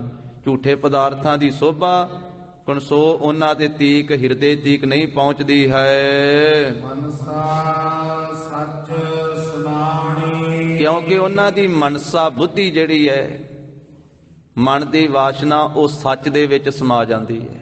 ਸੱਚੇ ਨਾਮ ਨੂੰ ਜਪਦਿਆਂ ਜਪਦਿਆਂ ਉਹਨਾਂ ਦੀ ਮਨਸਾ, ਮਨ ਦੀ ਇੱਛਾ, ਮਨ ਦੇ ਫੁਰਨੇ ਸੱਚ ਵਿੱਚ ਹੀ ਲੀਨ ਹੋ ਜਾਂਦੇ ਹਨ। ਜਨਮ ਰਤਨ ਜਿਨੀ ਖਟਿਆ, ਮਹਾਰਾਜ ਕਹਿੰਦੇ, ਇਹ ਅਮੋਲਕ ਜਨਮ, ਜੋ ਰਤਨ ਦੀ ਨਿਆਈ ਅਮੋਲਕ ਹੈ, ਮਨੁੱਖਾ ਜਨਮ, ਜਿਨ੍ਹਾਂ ਨੇ ਖਟਿਆ ਹੈ। ਕਮਾ ਲਿਆ ਹੈ। ਖੱਟਿਆ ਤੋਂ ਭਾਵ ਸਫਲ ਕਰ ਲਿਆ ਹੈ। गुरु की सिक्ख्या लेके, गुरु का उपदेश ग्रहण करके, करनी कमा के, सतगुरु जी की सिक्ख्या नूं अपने जीवन विच धारण करके, नाम जप के, बंदगी करके, जिन्हां ने अमोलक रतन वर्गा जन्म खट लिया है, ਭਲੇ ਸੇ ਵਣਜਾਰੇ ਉਹ ਵਪਾਰੀ ਚੰਗੇ ਹਨ। ਵਣਜਾਰੇ ਨਾਮ ਵਪਾਰੀ। ਅਸੀਂ ਜਿੰਨੇ ਵੀ ਜੀਵ ਸੰਸਾਰ ਵਿੱਚ ਵਪਾਰੀ ਆਏ ਹੋਏ ਹਾਂ। ਸਾਨੂੰ ਅਕਾਲ ਪੁਰਖ ਵਾਹਿਗੁਰੂ ਨੇ ਸਵਾਸਾਂ ਦੀ, ਇਹ ਸਾਹਾਂ ਦੀ ਪੂੰਜੀ ਦੇ ਕੇ ਭੇਜਿਆ ਵੀ ਇਹਨਾਂ ਨਾਲ ਵਪਾਰ ਕਰਕੇ ਆਓ ਭਾਈ, ਲਾਭ ਖੱਟ ਕੇ ਆਓ। ਕਈਆਂ ਨੇ ਸਵਾਸ ਧੰਦੇ ਵਿੱਚ ਹੀ ਸਾਰੇ ਮੁਕਾ ਦਿੱਤੇ ਤੇ ਕਈਆਂ ਨੇ ਨਾਮ ਜਪਦਿਆਂ ਸਵਾਸਾਂ ਨੂੰ ਖਰਚ ਕੀਤਾ। ਜਿਨ੍ਹਾਂ ਨੇ ਨਾਮ ਜਪਿਆ ਭਲੇ ਸੇ ਵਣਜਾਰੇ, ਉਹ ਵਪਾਰੀ ਚੰਗੇ ਹਨ। ਕਿਸੇ ਨੇ ਸੋਨੇ ਦਾ ਵਪਾਰ ਕੀਤਾ, ਕਿਸੇ ਨੇ ਚਾਂਦੀ ਦਾ ਕੀਤਾ, ਕਿਸੇ ਨੇ ਮੱਝਾਂ ਗਾਵਾਂ ਦਾ ਹੀ ਵਪਾਰ ਕਰਨ ਵਿੱਚ ਸਾਰੀ ਉਮਰ ਲੰਘਾਤੀ, ਕਿਸੇ ਨੇ ਲੌਂਗ ਲਾਚੀਆਂ ਦਾ ਕੀਤਾ, ਕਿਨਹੀ ਬਣਜਿਆ ਕਾਂਸੀ ਤਾਂਬਾ, ਕਿਨਹੀ ਲੌਂਗ ਸੁਪਾਰੀ। ਸੰਤੋਹ ਬਣਜਿਆ ਨਾਮ ਗੋਬਿੰਦ ਕਾ, ਐਸੀ ਖੇਪ ਹਮਾਰੀ ਹਰ ਕੇ ਨਾਮ ਕੇ ਵਿਆਪਾਰੀ। ਪਰ ਮਹਾਰਾਜ ਕਹਿੰਦੇ ਇਹੋ ਵਪਾਰ ਵਿਰਲਾ ਵਪਾਰ ਹੈ। ਕੋਈ ਵਿਰਲਾ ਇਹ ਵਪਾਰ ਕਰਦਾ ਨਾਮ ਦਾ ਵਪਾਰ। ਮੱਝਾਂ ਗਾਵਾਂ ਦੇ ਵਪਾਰੀ ਬਹੁਤੇ ਹਨ, ਜ਼ਮੀਨ ਦੇ ਵਪਾਰੀ ਬਹੁਤੇ ਹਨ, ਸੋਨੇ ਲੋਹੇ ਦੇ ਵਪਾਰੀ ਬਹੁਤੇ ਹਨ, ਪਰ ਨਾਮ ਦੇ ਵਪਾਰੀ ਵਿਰਲੇ ਵਿਰਲੇ ਹਨ। ਇਹੋ ਵਪਾਰ ਵਿਰਲਾ ਵਪਾਰ ਹੈ। ਨਾਨਕ ਤਾਕੈ ਸਦ ਬਲਿਹਾਰੈ।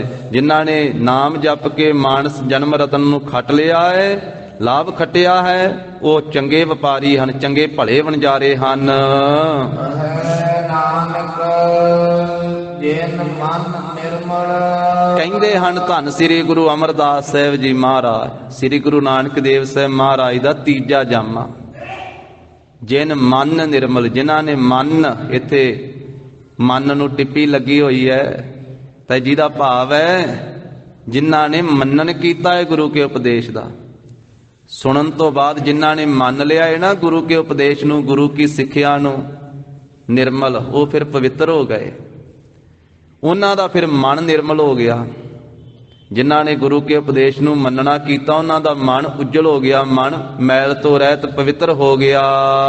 ਸਦਾ ਰਹੇ ਗੁਰ ਨਾਲੇ। ਫਿਰ ਐਸੇ ਗੁਰਮੁਖ ਸਦਾ ਵਾਸਤੇ ਗੁਰੂ ਸਾਹਿਬ ਦੇ ਨਾਲ ਹੀ ਰਹਿੰਦੇ ਆ। ਭਾਵੇਂ ਉਹ ਗੁਰੂ ਕੇ ਦਰਬਾਰ ਵਿੱਚ ਹੋਣ, ਭਾਵੇਂ ਘਰ ਵਿੱਚ ਹੋਣ, ਭਾਵੇਂ ਬਾਜ਼ਾਰ ਵਿੱਚ ਹੋਣ, ਭਾਵੇਂ ਕਿਤੇ ਵਿਚਰਨ, ਉਹ ਸਦਾ ਰਹੇ ਗੁਰ ਨਾਲੇ, ਸਦਾ ਹੀ ਗੁਰੂ ਸਾਹਿਬ ਦੇ ਨਾਲ ਰਹਿੰਦੇ ਆ। ਭਾਵੇਂ ਕਾਬਲ ਕੰਧਾਰ ਵਿੱਚ ਸਿੱਖੀ ਦਾ ਪ੍ਰਚਾਰ ਕਰਨ ਵਾਸਤੇ ਗਏ ਹੋਣ। ਭਾਈ ਗੋਂਦਾ ਉੱਥੇ ਗਿਆ ਸੀ, ਗੁਰੂ ਹਰਿਰਾਏ ਸਾਹਿਬ ਮਹਾਰਾਜ ਦਾ ਭੇਜਿਆ ਸਿੱਖ। ਜਪਜੀ ਸਾਹਿਬ ਦਾ ਪਾਠ ਕਰਕੇ ਸਮਾਧੀ ਲਾਈ ਸੀ, ਸ਼ਾਮ ਤੀਕ ਬੈਠਾ ਰਿਹਾ ਸੀ ਚੌਂਕੜਾ ਲਾ ਕੇ। ਇਧਰ ਕੀਰਤਪੁਰ ਸਾਹਿਬ ਵਿੱਚ ਗੁਰੂ ਹਰਿਰਾਏ ਸਾਹਿਬ ਵੀ ਸ਼ਾਮ ਤੀਕ ਬੈਠੇ ਰਹੇ ਸੀ। ਕਹਿੰਦੇ ਵੀ ਸਾਡੇ ਸਿੱਖ ਨੇ ਸਾਡੇ ਚਰਨ ਫੜੇ ਹੋਏ ਸਵੇਰ ਤੋਂ, ਕਾਬਲ ਵਿੱਚ ਬੈਠੇ ਨੇ। ਮਨ ਨਿਰਮਲ ਸੀ ਨਾ, ਉੱਥੋਂ ਹੀ ਧਿਆਨ ਧਰਿਆ ਤੇ ਸਦਾ ਰਹੇ ਗੁਰ ਨਾਲੇ। ਸਦਾ ਹੀ ਐਸੇ ਗੁਰਸਿੱਖ ਗੁਰੂ ਸਾਹਿਬ ਦੇ ਨਾਲ ਹੀ ਰਹਿੰਦੇ ਹਨ। 20ਵੀਂ ਪੌੜੀ ਵਿੱਚ ਸਤਿਗੁਰੂ ਜੀ ਨੇ ਉਪਦੇਸ਼ ਬਖਸ਼ਿਆ। ਗੁਰੂ ਜੀ ਦੀ ਅਗਾਧ ਬੋਧ ਬਾਣੀ ਕੀ ਵਿਚਾਰ ਸਾਂਝੀ ਕਰਦਿਆਂ ਹੋਈਆਂ ਭੁੱਲਾਂ ਚੁੱਕਾਂ ਦੀ ਸਤਿਗੁਰੂ ਜੀ ਗੁਰ ਸੰਗਤ ਜੀ ਖਿਮਾ ਦੇਣੀ। ਦੇਹੋ ਸੱਜਣ ਅਸੀਸ ਅੜੀਆਂ, ਜਿਉ ਹੋਵੈ ਸਾਹਿਬ ਸਿਉ ਮੇਲ। ਜਨਮ ਰਤਨ ਜਿਨੀ ਖੱਟਿਆ, ਭਲੇ ਸੇ ਵਣਜਾਰੇ। ਕਹੈ ਨਾਨਕ ਜਿਨ ਮਨ ਨਿਰਮਲ, ਸਦਾ ਰਹਿ ਗੁਰ ਨਾਲੇ। ਵਾਹਿਗੁਰੂ ਜੀ ਕਾ ਖਾਲਸਾ, ਵਾਹਿਗੁਰੂ ਜੀ ਕੀ ਫਤਿਹ।